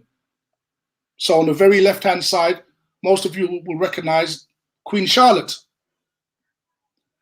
On the right-hand side is Princess Victoria. Princess Victoria is the granddaughter of Queen Victoria. So you have black DNA on one side of Queen Victoria, black DNA on the other side of Queen Victoria. What is Queen Victoria? And why don't we hear about it? What's the big deal? Why aren't we told that the aristocrats, the early aristocrats of Europe, were black? It's no big deal. Why don't we know this? Next slide. This is a herald, right? It's of the famous Pucci Italian aristocracy. What do you see there? I see that we've gone from Pucci to Gucci. That's what I've seen, mate. Next slide.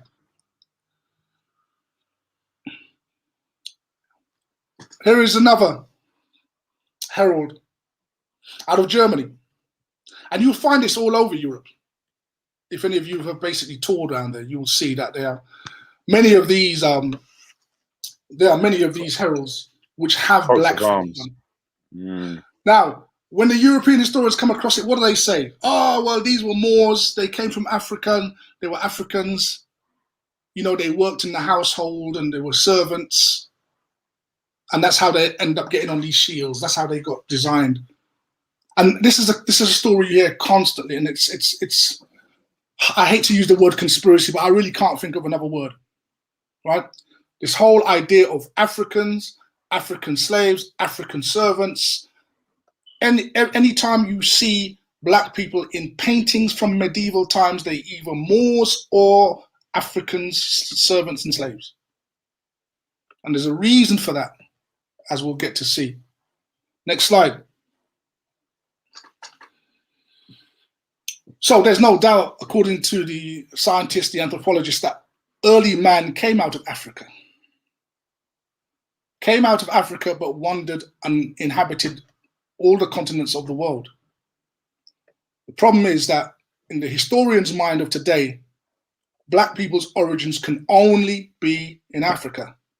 And this is the problem we face when trying to locate the identity of those who are descended from the transatlantic slave trade. This is the big problem we have, is this whole idea of African and African slave and African slave trade. Next slide. So, in order to get around that and get over that, we have to look at some of the histories of Europe. This is where we're going to find the clues as to who you are, right? We have to look, and we have to look at very old books. I don't tend to look at books written after 1920. Why? Because most of the books have been updated and effectively whitewashed. So you can't get anything near the truth in a lot of modern day history books. You have to go back to books written in the 1800s, the 1700s, where you basically get people whose boots were on the ground and they saw what was going on at the time. They lived in the era in which they were writing about. They were not looking at it 500 years ago and then covering over things that we need to know. So here is a particular book. If we can just pull up the next slide where we can, so I'm not sure if you guys can read that. I'm gonna read it because I've got it here on my phone, but it points out really this whole thing about the Portuguese. So here's a story. After the Muslims were pushed out of Portugal and Spain, right, around about 1492, in an effort known as a Reconquista. So the Catholics or the whites pushed the Moors out, and the Jews were still left within the confines of Portugal and Spain, as well as some Moors, and they were forced on pain of death to convert to Catholicism, right? They were forced to convert on death to Catholicism. And those who did not were enslaved, or they had to run away and leave Portugal. And that's what this document here says. It points out that King John II, who was the King of Portugal, had basically threatened the Jews to convert or die. And many of them died. They were burnt at the stake. And many of them escaped into Africa.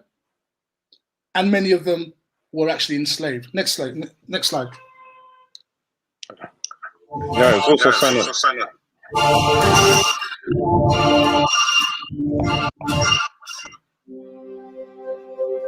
For centuries, in the late 1800s, slave traders in what is now Angola took part in.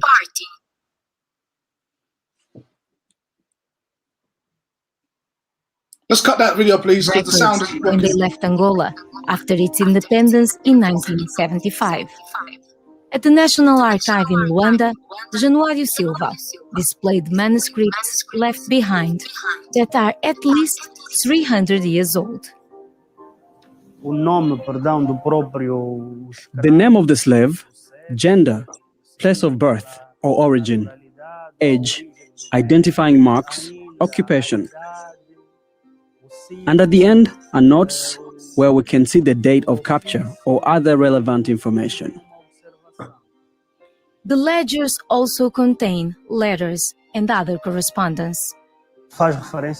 This one tells us about a situation involving slaves who have run away with the help or participation of some traditional authorities. While some tribal chiefs profited from supplying captives to the European slavers, other leaders tried to protect their people. One was Njingamband, queen of the Ndongo and Matamba kingdoms in the 17th century. A warrior and diplomat, she fended off the Portuguese and Dutch throughout her 40. Yes, thanks. So the reason why we've just played that clip is to show the relationship specifically between Portugal and Angola. Why Angola? Because many of the Jews, the black Jews, who basically were persecuted for not accepting Catholicism, were shipped to Angola in a place specifically known as Luango. And I want you to remember this name. It's going to come up a little bit later. And there's something very specific about this place, about Angola specifically, and what happened there. We're going to go into that in a few minutes. Next slide. So here we have a map, and we have the continent of Africa. And if you look just by the sort of armpit where it says Sao Tome and Principe, it's a little island off the west coast of Africa, which had sugar plantations. Many of the Jews were shipped from Portugal. Portugal's at the top of Africa, you can towards the left in the green, the peninsula, were shipped from there to Sao Tome, where they worked the plantation fields. And then others were brought further down into Angola in a place called Loango and along the sea coast. Now, something very interesting happened. Next slide. So this is a website which you can check for yourself. All right, so it's all about, written by some very esteemed professors in history, talking about the slave trade with Portugal and Angola. And it makes a very, and here's the thing. When we are told about the slave trade, we're always told that they went to Africa, took the slaves, and then took them to the Caribbean or Brazil. Did you know that Africa was not the only place that enslaved people were taken from? In fact, it was actually against the law to transport enslaved people to the New World. Next slide. Mr. C, would you like to read that? If we can we explode that, please? The early transatlantic slave trade, Emperor Charles V. If you could just raise it up for me, please, management, and just enlarge it slightly. It's a bit fuzzy on my screen. From can you scroll up, please, management? From 1501 until 1518, the transatlantic slave trade was comprised of black slaves transported from Iberia. Direct slave traffic from Africa was not initially permitted for the... Right, so that's it, that's okay. So the point here being, for 17 years, between 1501 and 1518, there was no slave trade out of Africa. It was strictly out of Portugal. Interesting, isn't it? For 17 years, there was no slave trade out of Africa. Nobody was collecting slaves. The Portuguese were the first in the business. They were the big hitters. They were the big boys in the business of slavery. Yet they were not permitted to take slaves from Africa. They all had to be taken out of Portugal. Now, this becomes very interesting if you're Jamaican. Next slide. Can we explode that a bit? Just the bottom part we want to read. I think if I enlarge my screen, I can read it. I can read it. Right. The first Africans to arrive in Jamaica came in 1513 from the Iberian Peninsula. Stop. That's fine. Now remember, we just said nobody was allowed to take anyone from the continent of Africa. between 1501 and 1518. So the first people to come to Jamaica in 1513 did not come out of Africa. They came out of where? Iberian Peninsula. Iberian Peninsula. Which is Spain and Portugal? Correct. There was no slave trade from Africa for 17 years, 1513.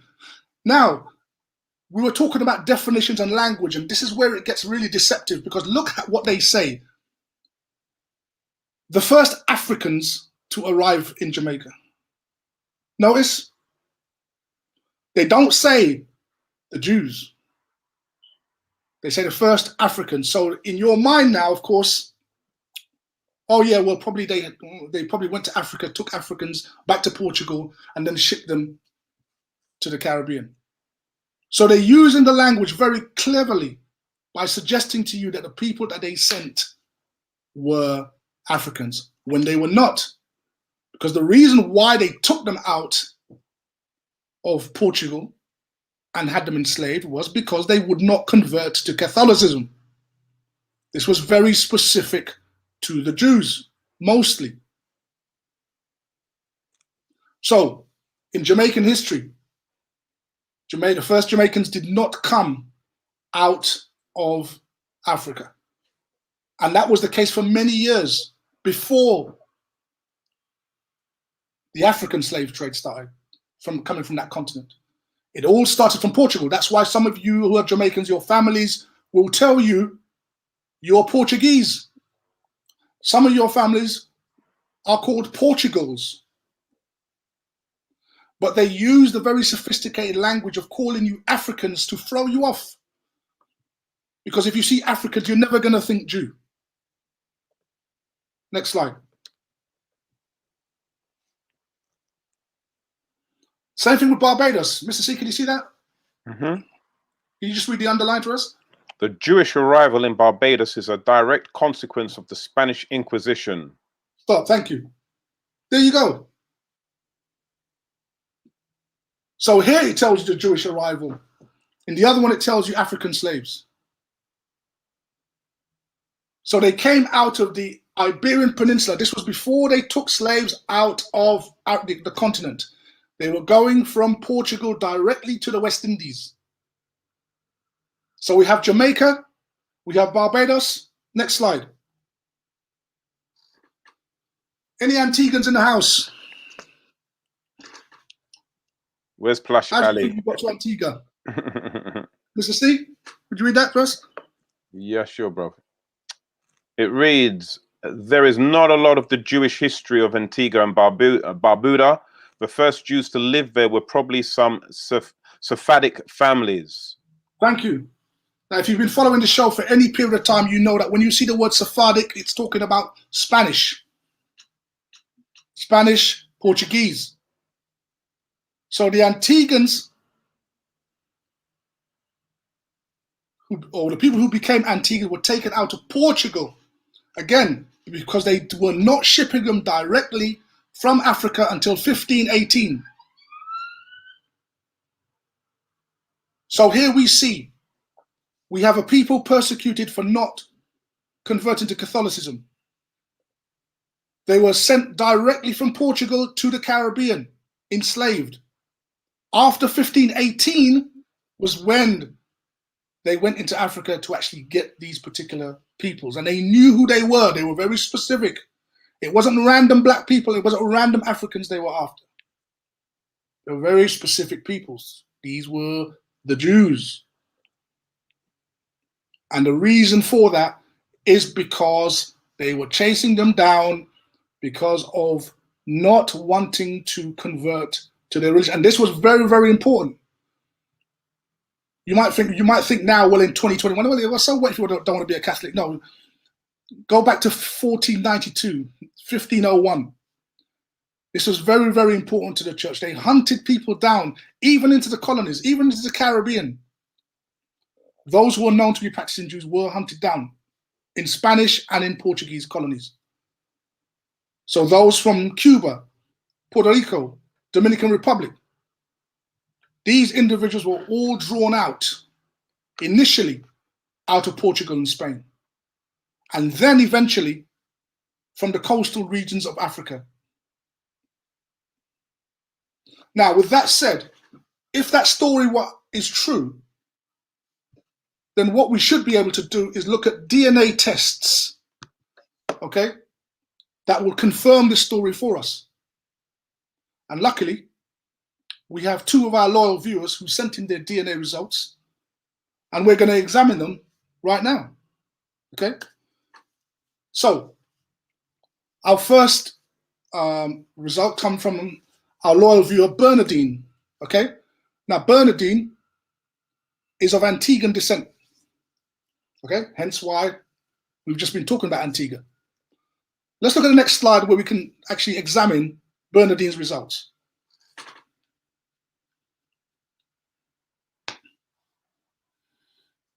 So, Mr. C, could you just read what the results say, please?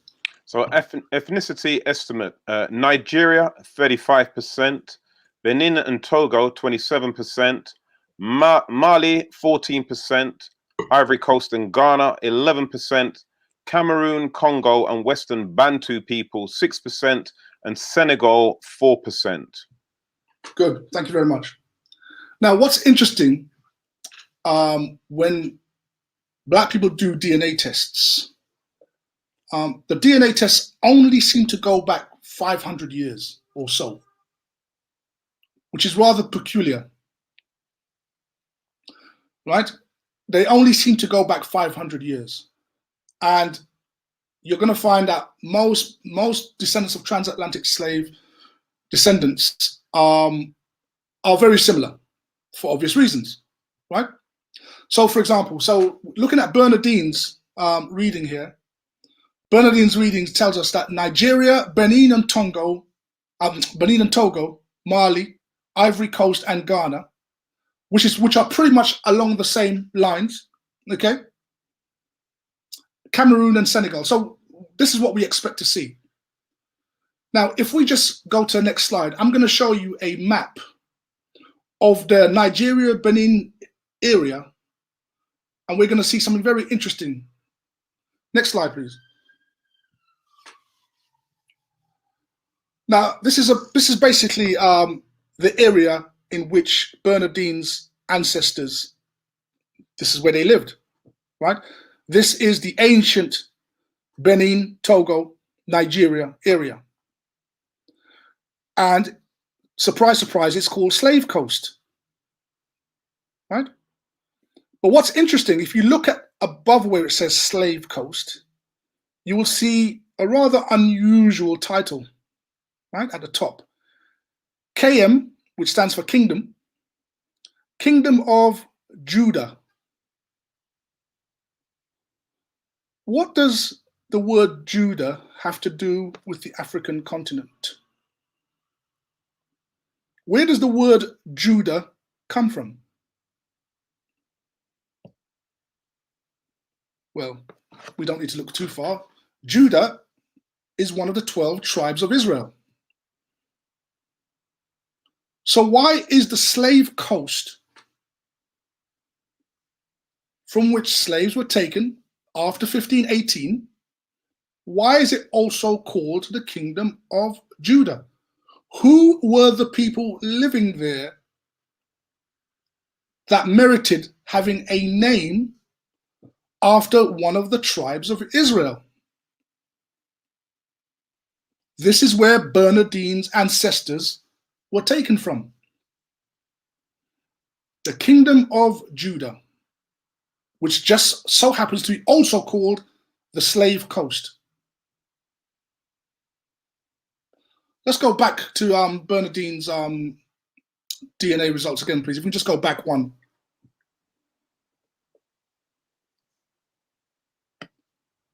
So Nigeria, Benin, and Togo, which take up a large percentage of Bernadine's ancestry. If you look at Mali, for example, Mali, Ivory Coast, and Ghana, Cameroon, Congo, Western Bantu peoples, and Senegal, what you're going to find in all of these areas is that there were large populations of Jews. Okay. Large populations of Jews. We spoke a couple of weeks ago, Mr. C. I don't know if you recall, but we were talking about how the word Bantu, right? Its original word, the original word is Abantu. And the word Abantu, the word Ntu, means people of, and Abba means father. So Abantu means people of the Father. Who's the Father? Holy One. The Holy One. So, coincidence? We have a place on the African continent called the Kingdom of Judah. Judah is one of the 12 tribes of Israel. We have Jews that were driven out of Portugal. Some of them end up in West Africa before being shipped to the colonies. And now we have, in 2021, one of our sisters has basically shown us her DNA results, her parentage from Antigua, which shows up all the places on the West African coast where there were large percentage of Jews. Maybe it's a coincidence. Maybe. Next slide. Now, this is a very interesting quote here because this is talking about the area of Mali. So Mali is one of the places where Bernardine's ancestors were. And it says there, I'll read it, it says, a Jew who had accompanied a German traveler as far as Timbuktu, Mali, found near the boundary of Bambara, Mali, a large number of Jewish Negroes. So in the region of Mali, there was a large number of Jewish Negroes. That's why Mali shows up on her results. Next slide.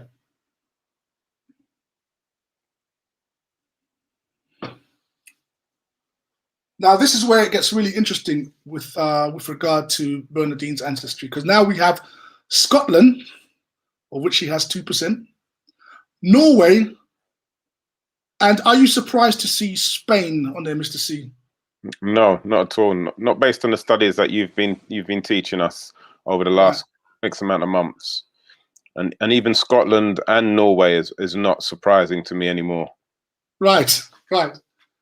So again, most of you who do a DNA test, and I would encourage you to do that. It's fun, and some of you will get similar readings to this, but it won't be all the same. But I think it's worth checking out.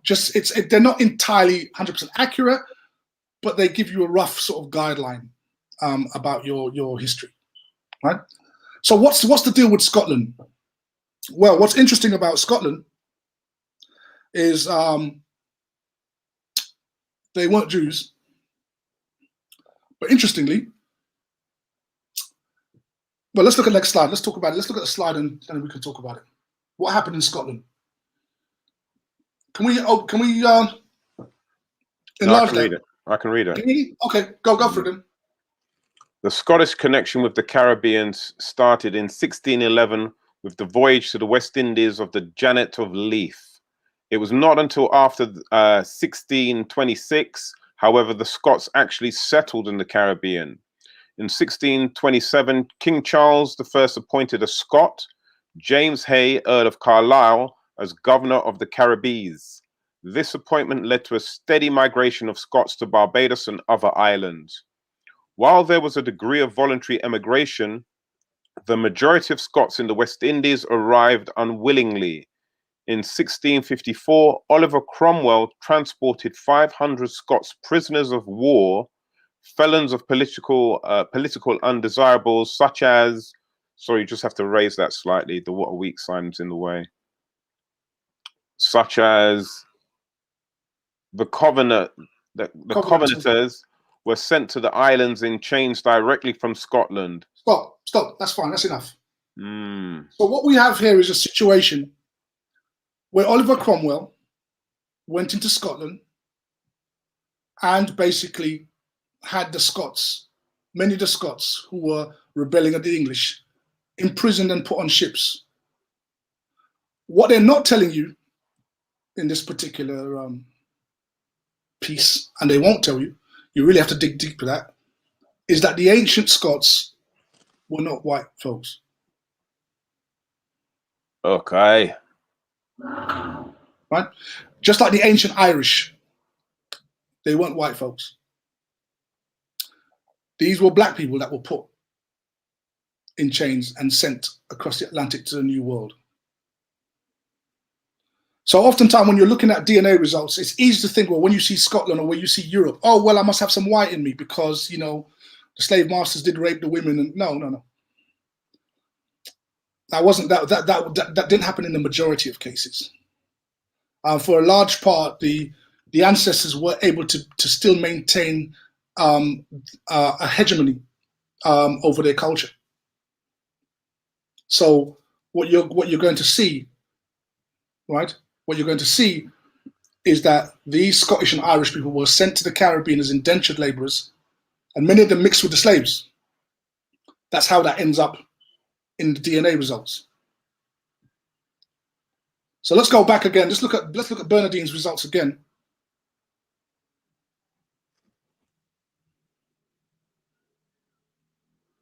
So it's the next one after this one. And again, sorry, just the next forward again. Right, so that explains her Scottish, and we know the Spanish is Iberian, right? But she's got less than 1%. So what that means is most of her ancestors obviously were on the African continent, right? Now Norway, I'm gonna leave that for a second because that's a very interesting story, and I'm gonna go to the second reading. Okay, so if we go to the next slide, we're gonna look at our loyal viewer Blossom Nation. Okay, she sent in her DNA results, and as you can see there are already similarities with Blossom, who is of Jamaican descent. You can see that a large chunk of her African heritage, or the places in Africa where her ancestors were, is Nigeria. So Nigeria is the same area that I showed you earlier, where the Kingdom of Judah, Benin, Togo, that is the area. Slave Coast. That is the area. So again, Slave Coast, Kingdom of Judah. What is the connection? Answers on the postcard, please. Then notice, Mr. C, what's the other one she's got there? Sierra Leone. Right, so Sierra Leone. This is very, very interesting. 26.3%. Right, quite high.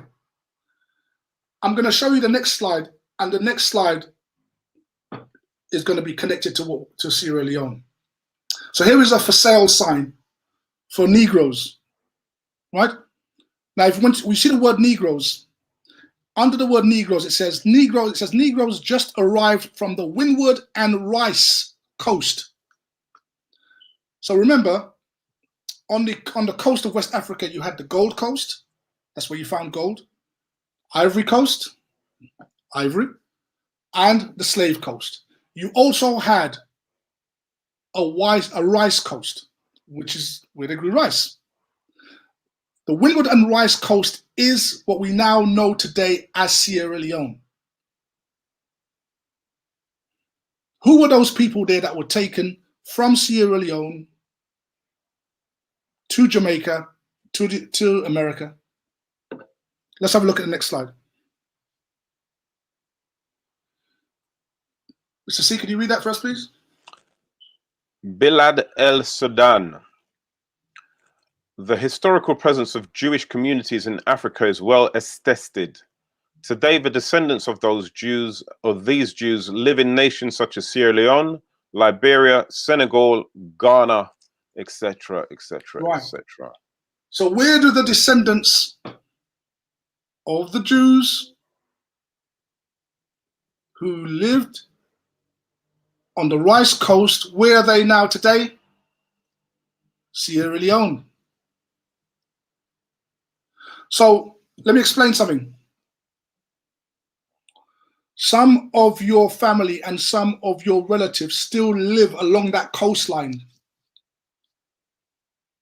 because not every single one of them were taken.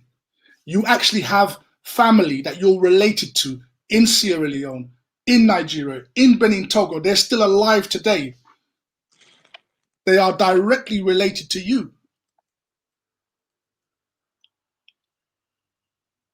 So all along the coast, the west coast of Africa, there were very large Jewish communities. What was interesting about them is that they didn't mix with the indigenous tribes around them. And their customs, because of being such a religious people, their customs made them prone to be hated. Now, can you just imagine when the Portuguese turn up and say, we're looking for these Jews, what the chieftains of these tribes who can't stand them would be prepared to do. Mm. This is why you cannot go through with this African sold African into slavery. That makes no sense. It wasn't Africans selling Africans into slavery. It was indigenous tribes, whatever they were, selling the Jews. They couldn't stand them. Not only that, the Jews were very good at commerce. They used to make a lot of money. And they were in some parts they were very influential. But they were a hated group of people. They lived along the coast of West Africa. And so when the Portuguese came along to many of these nations who were very friendly to the Portuguese, and the Portuguese didn't enslave them because they were black. The Portuguese had very good trade relations with Congo and various other nations. They would go to them on barter. And one of the things that the Portuguese really wanted was slaves to work their colonies. So it was quite an easy business. The Portuguese would give them guns. They would bring the slaves. They would become more powerful. They could pursue expansionism as a nation, as an empire. Portugal gets what it wants, and everybody's happy. And this is why I'm saying to you, the more you dig, the less African you see as far as who were the actual people taken across the Atlantic. It started off in Portugal. It was dissidents, people who would not convert to Catholicism. They ran into Africa. Many of them settled on the West African coasts named Kingdom of Judah, a name that is completely unrelated to the African continent, but has more to do with Israel, ancient Israel. These people had customs. They had their religious beliefs. They were a very closed group. They didn't mix. And they were very much disliked. And also as well, they had that the parchments, which was said there, the actual parchments which were directly descending from Moses as well. Right. Which clearly identifies them as being the children of the original children of Israel. Right. Now remember, very early on when I first started, I told you that the continent of Africa was like what Europe is today. It was a place where people migrated to for a better life.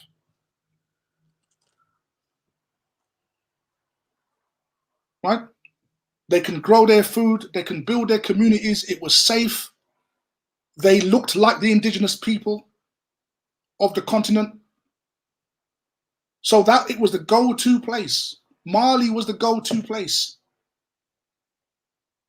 So that's how they got there. They got there as migrants. And you, watching the show, descendants of enslaved people, have been a homeless people for about 2,000 years. You are actually, without even realizing it, you are in exile. That is your situation right now. You are living in someone else's land under another empire who does not care to tell you who you are. And let's be honest, Mr. C, they don't have to tell you anything. Why would they? Why would they? That's like a thief coming into your house, taking your goods and your possessions, and then telling you later on, sending you a text message to say, by the way, your flat screen TV, I've got it in my yard. Why would they do that? Why would they? Yeah. See what I mean? We are saying, oh, why don't they tell us what, why don't they tell us the truth, tell us who we are? No, that's not their job. It's your job to find out. They're the conquerors. They conquered you. And they have you completely conquered when you have no sense of self. And when they couch the language, the historical language in African slave, African descent, Afro-Caribbean. Look at that name, Afro-Caribbean. What does it mean? Look at it deeply. It means slave. It's nothing but a journey, Afro-Caribbean. It means slave. And so when you're left without an identity, well, how is that going to affect your life? You're without a nation, you're without a government, you don't have a king, you have no land, you're a homeless people. In fact, I can't remember who the, oh goodness me, I think it's an American politician. He spoke of the mongrels of the earth. No, he referred to us as wandering Jews. Okay, wandering Jews. The wandering Jews. Right? Why? Because they don't have a home. They're always wandering. They're always being kicked out of countries. They're always being persecuted, and they always have to run away. And now today, 2021, you find yourself in another empire. In another empire where you don't know who you are, you don't know why you're here, you don't know where you're going. And when you try to find out, you're being told you're an African. You're a descendant from African slaves. You're an African servant. You're from Africa. And you hear that so much that obviously you believe it's true. It's conditioning. But the documentation and the books suggest otherwise. The books clearly suggest that you are of Israelite origin. You migrated into Africa. Some of you went into Spain and Portugal where you lived, and you were persecuted, taken on ships because you had to go and function in the Caribbean, looking after the colonies by working the plantation. And in 1948, because of the devastation and the bombing that took place in the UK during the Second World War, your parents and your grandparents were asked to come over here. And that's all you've been doing, every few generations, traveling. Never still. And there's a reason for this. There's a reason. It's a spiritual reason. We don't have time to go into it tonight, but maybe another time we'll discuss that. Let's move on to the next slide quickly. So this is, again, we're looking at Blossom's. Blossom Nation. Blossom Nation's DNA test results. Mr. C, are you surprised to see that figure? No, not anymore, to be honest with you, Tony, because, Iberian, we now know, is Spanish and Portuguese. We know the migration, as you said, from out of Africa into Spain, into Portugal, again from Spain to Portugal to the Caribbean. They were the first ones to be exiled and persecuted as well. So yeah, that it all makes sense now. Whereas, a year ago, if I'd seen that, I would have said, "What? So you have white Spanish and white Portuguese in your family, blah blah blah," and the same old narrative, which is, as you said, Tony. I've always wondered how little England managed to conquer 3/4 of the world. How? It's just they just haven't got enough manpower to do it. Number one, there's just not enough of them to take over 3/4 of the world. How could you do it? How could you have armies to take over the whole of America, the whole of China, the whole of Africa, the whole of India, you just haven't got enough manpower. Those land masses outnumber you at least probably 300 to 400 to 1. Got to. China alone. Population. Well, you see, where Portugal and Great Britain excelled, and this was really the basis of their military strength, was they had magnificent navies, see, which allowed them to cut across the Atlantic, to cut across the Indian Ocean in record time. And not only that, they were able to recruit help.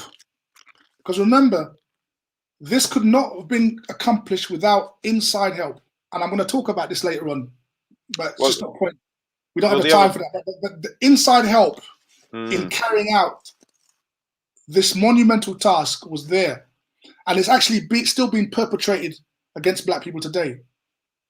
Well, not only that, Tony, is it also, for me, it also shows the power of words and language, because again, you know, the way how you've clearly shown us how over the years how things have been hidden from us, and then how certain words have been used to stop us looking any further into the actual truth, how everything is very sleight of hand, sleight of words, and this has been used against us in time and time and time. Again, even as you're saying, you know, why are we called African Caribbean? There's so many little subtle mind traps throughout the way how they word things and how they associate things. And even like when Keely first came on, the fact that she gave herself her own identity of who she saw herself to be, as opposed to borrowing the labels of mixed heritage, dual parentage, mixed race, whatever the derogatory terms are, which again makes you feel less than who you really are. So there's so many isms and schisms within the words and the language which they've used to kind of like stop people of color, black people, from recognizing and realizing who they really are. Yeah. And where they really sadly, Mr. C, even our own historians have fallen into this trap, you see. Oh, yeah. So this is why I say to people now, be wise when you're listening, and listen to the words. Listen to this whole thing about African descent. Right? This is designed to trip you up. Whether our historians realize this or not, the fact is it was created to cloud an identity that they didn't want you to see. Next slide. Now, this is Blossom's, this is the part I think Blossom was really looking forward to trying to understand, right? Oh, Verdi. That means she's related to the Swedish chef from the Muppet Show. and I left this part out of Bernardine's, because Bernardine has, I think it was 2% Norway, right? Now, when you look at this, the first thing you're thinking is like what you said, right? Blonde hair, blue-eyed, white people. He's a Viking. Next slide. So there it is. There's Bernardine, right? So she's got 1% Norway. So where is it? What's that got to do with anything? Next slide. Read that, Mr. C, please. The first known settlement of Jews on Norway territory was based on a royal dispensation. The first known mention of Jews in public documents relates to the admissibility of Sephardim, Spanish and Portuguese Jews who had been expelled from Spain in 1492 and from Portugal in 1497. Some of these were given special dispensation to enter Norway. So I'm pleased to tell you, Bernardine, I'm pleased to tell you, Blossom, that the reason why you have Scandinavian and Norwegian in your DNA has to do with the Spanish and Portuguese Jews, and not from any perceived slave master who raped a lady, one of your ancestors, and therefore that's how you know. And that makes sense, really, because there's not much documented history of Swedish or Norwegian slave masters in the Caribbean. So again, it's clearly documented. A lot of those were English, they were American. So I'm not saying that it's not possible, but I've never seen any evidence suggesting that they were slave owners from Norway, Norway or Denmark, etc. Right. So the thing is, obviously, you got to dig very deep to sort of find this stuff, and it took me, a good couple of days to kind of really dig this all up. So if any of you guys want your DNA test read, I'll do one more week of it next week, and then we'll move on from there. There you go, Sharon Spice. You want me to read your results and interpret it for you, and I can guarantee you, it's gonna be back to that narrative.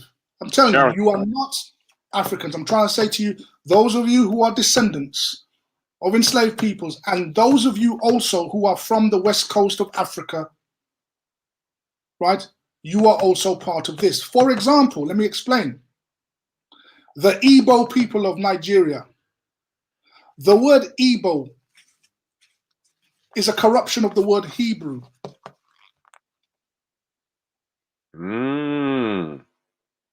Wow. So the Igbo people of Nigeria are descendants. They're still in Nigeria today, of those ancient Israelite peoples that came into Africa. They migrated into Africa. That is why they were taken from Africa, because they migrated into Africa. They were not African. I believe the Yoruba tribe also has Israelite roots also. But there are many along there, the Akan of Ghana, the Ewe, many of those going right down into Angola. A lot of these people are Jewish descent. They are still there today. They are your relatives. They were the ones who were not taken away. But you were taken away, and here you are.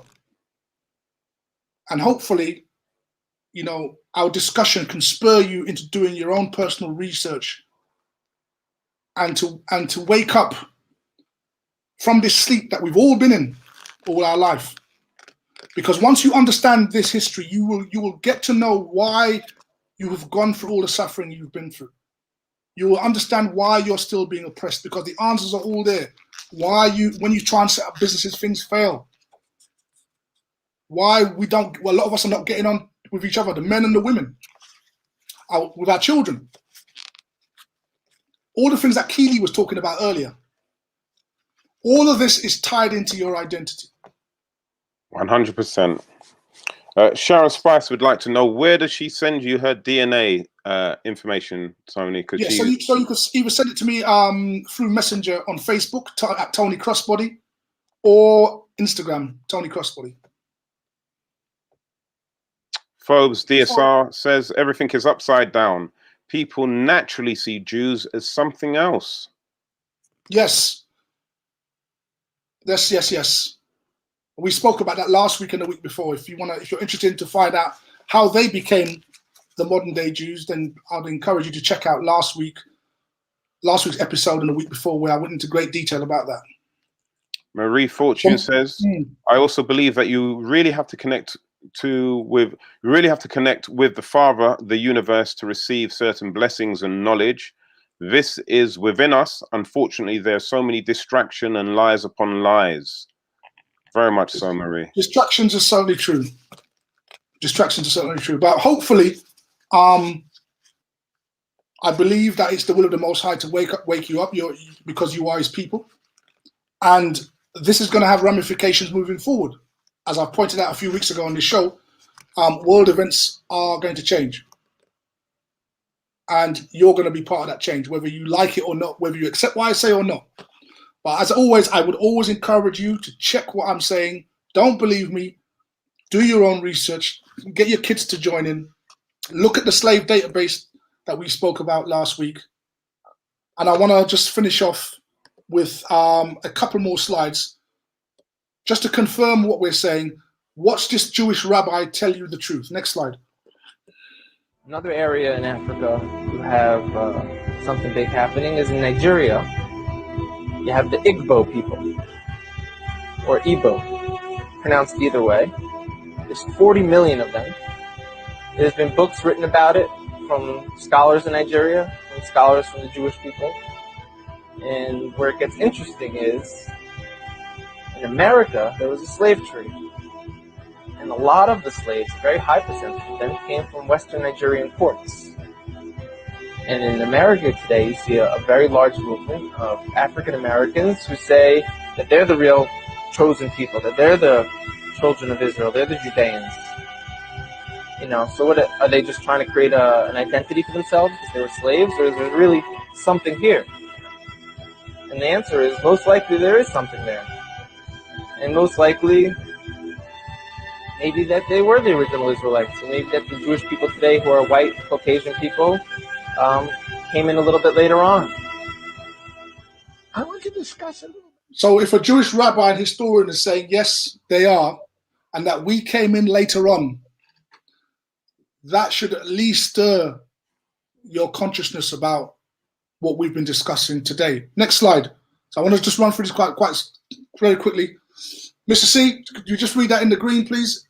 This is from the Bible now. This is the Jews' own book that they wrote. Remember, Mr. C talked about the scrolls of Moses that they had, and their ancestors wrote this about them. Mr. C. Genesis chapter 15, verse 13 reads, Then the Lord said unto him, Know for certain that for 400 years your descendants will be strangers in a country not their own, and that they will be enslaved and mistreated there. Right, so let's find one nation on the face of this earth who have gone through that experience. This is in the very scrolls, this is the very Bible that your churches will never teach you. Now, what makes this even more amazing is in the next slide, we're going to find out the mode of transportation that they were going to use to go into slavery. Next slide. Mr. C? And the Lord shall bring thee into Egypt again with ships. Egypt is a metaphor for slavery. Like how we say Babylon, you know, right. Babylon. Right. We're not actually talking about Babylon the place. It's right. Babylon the system, of course. Right. Or if you say I'm going to the plantation tomorrow, you're going to work. Yeah. So the Bible uses a lot of heavy metaphor. The context of this verse here is that the Israelites had just come out of Egypt. Right? They had just come out, and Moses gave them this speech. And the context of it was that if you disobey the Lord, God was going to bring you into slavery for 400 years with ships. I defy anyone to find another nation on the face of this earth who were taken into slavery for 400 years with ships. Who is this talking about? So you have the people, they have the scrolls. Written in the scrolls is a prophecy about them, what they would suffer, and that we as a descendants would later get to find out that we are actually related to them. Next slide. So those of you who didn't see last week's show, or you haven't had a chance, please, please, please go to this website, slavevoyages.org. It is a passenger list of the slaves or the enslaved, rather, that was taken from various points on the African continent. Type in Hebrew names and let me know what you find. You are not African. The history proves it. The Bible proves it. Just that they didn't tell you. Because they're not supposed to. Next slide. Sorry, just want to, before you go to the next slide, it's gone. I was looking at the origins there where it says Hebrew. Yes. That sounds, that's just how my brain works. My brain looks at that and says Hebrew is very close to Hebrew. So right. Is there kind of, even Igbo sounds Hebrew. Yeah. It's pronunciation, isn't it? No? Yeah, it is. It's a corruption of the word. But I invite everyone to go and check it for yourself. Again, I'm trying to pull as many different proofs as I can to show you. You cannot, you see, if you're going to believe that you're an Egyptian and you're descended from the ancient pharaohs or the Nubians and all these people, then you should be able to provide a paper trail from Egypt to where we are today. And then we should be able to look at a DNA test and say, and show the Egyptian connection or the Nubian connection. Right? And again, Tony, just reiterate the importance of the name Yah, the meaning of the word Yah. Okay. So Yah is a shortened form of the name of God. So in the Hebrew, you'll find in most English Bibles, right? The word Jehovah is used in the Bible, right?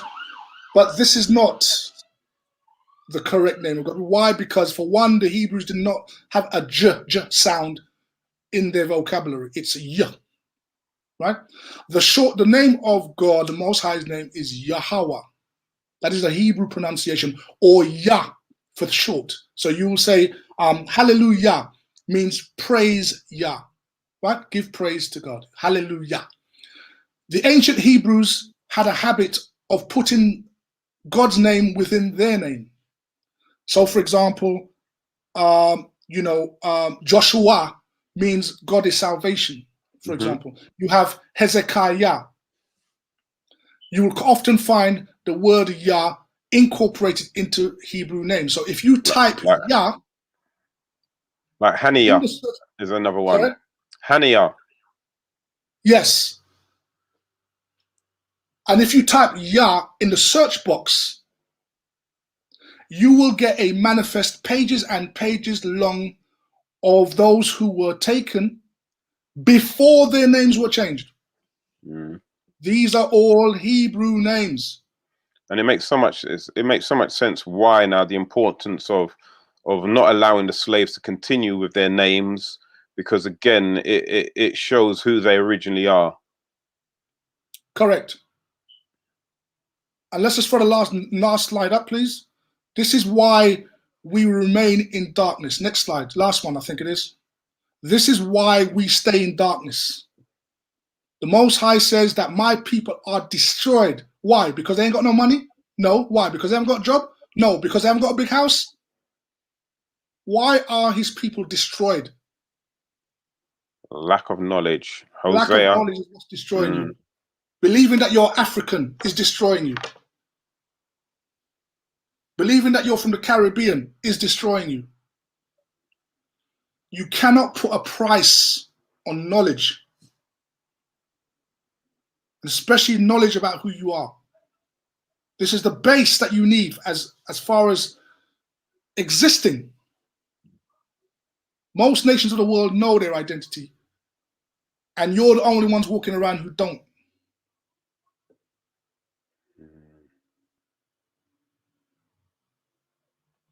So, on that note, we'll pause there until next week. As I said, anybody who wants me to look at their DNA test results, I'll do it one more week before we move on, because we have got many subjects to talk about. So I hope you find it interesting. If you're here for the very first time, welcome. Hopefully it wasn't too much for you. Please double check everything I say. Look up your own references. If you have a question, you can send me a message. If you don't understand anything I said, or you have a problem with what I say, let me know and we'll see if we can clarify it for you. And for those of you who may be watching for the very first time this week, please check out MediaNet Live TV, where you'll see other segments of Tony's fantastic coverage into Black history.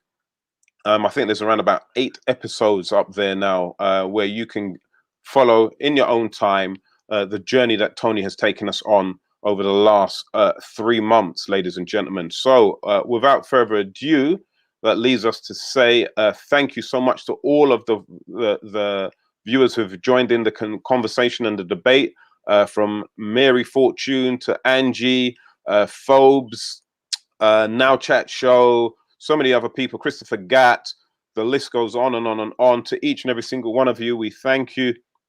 Please remember to like, subscribe, and to share.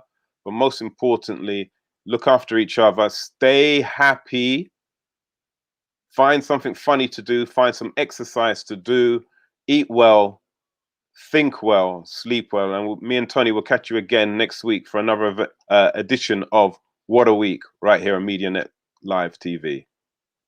Take care.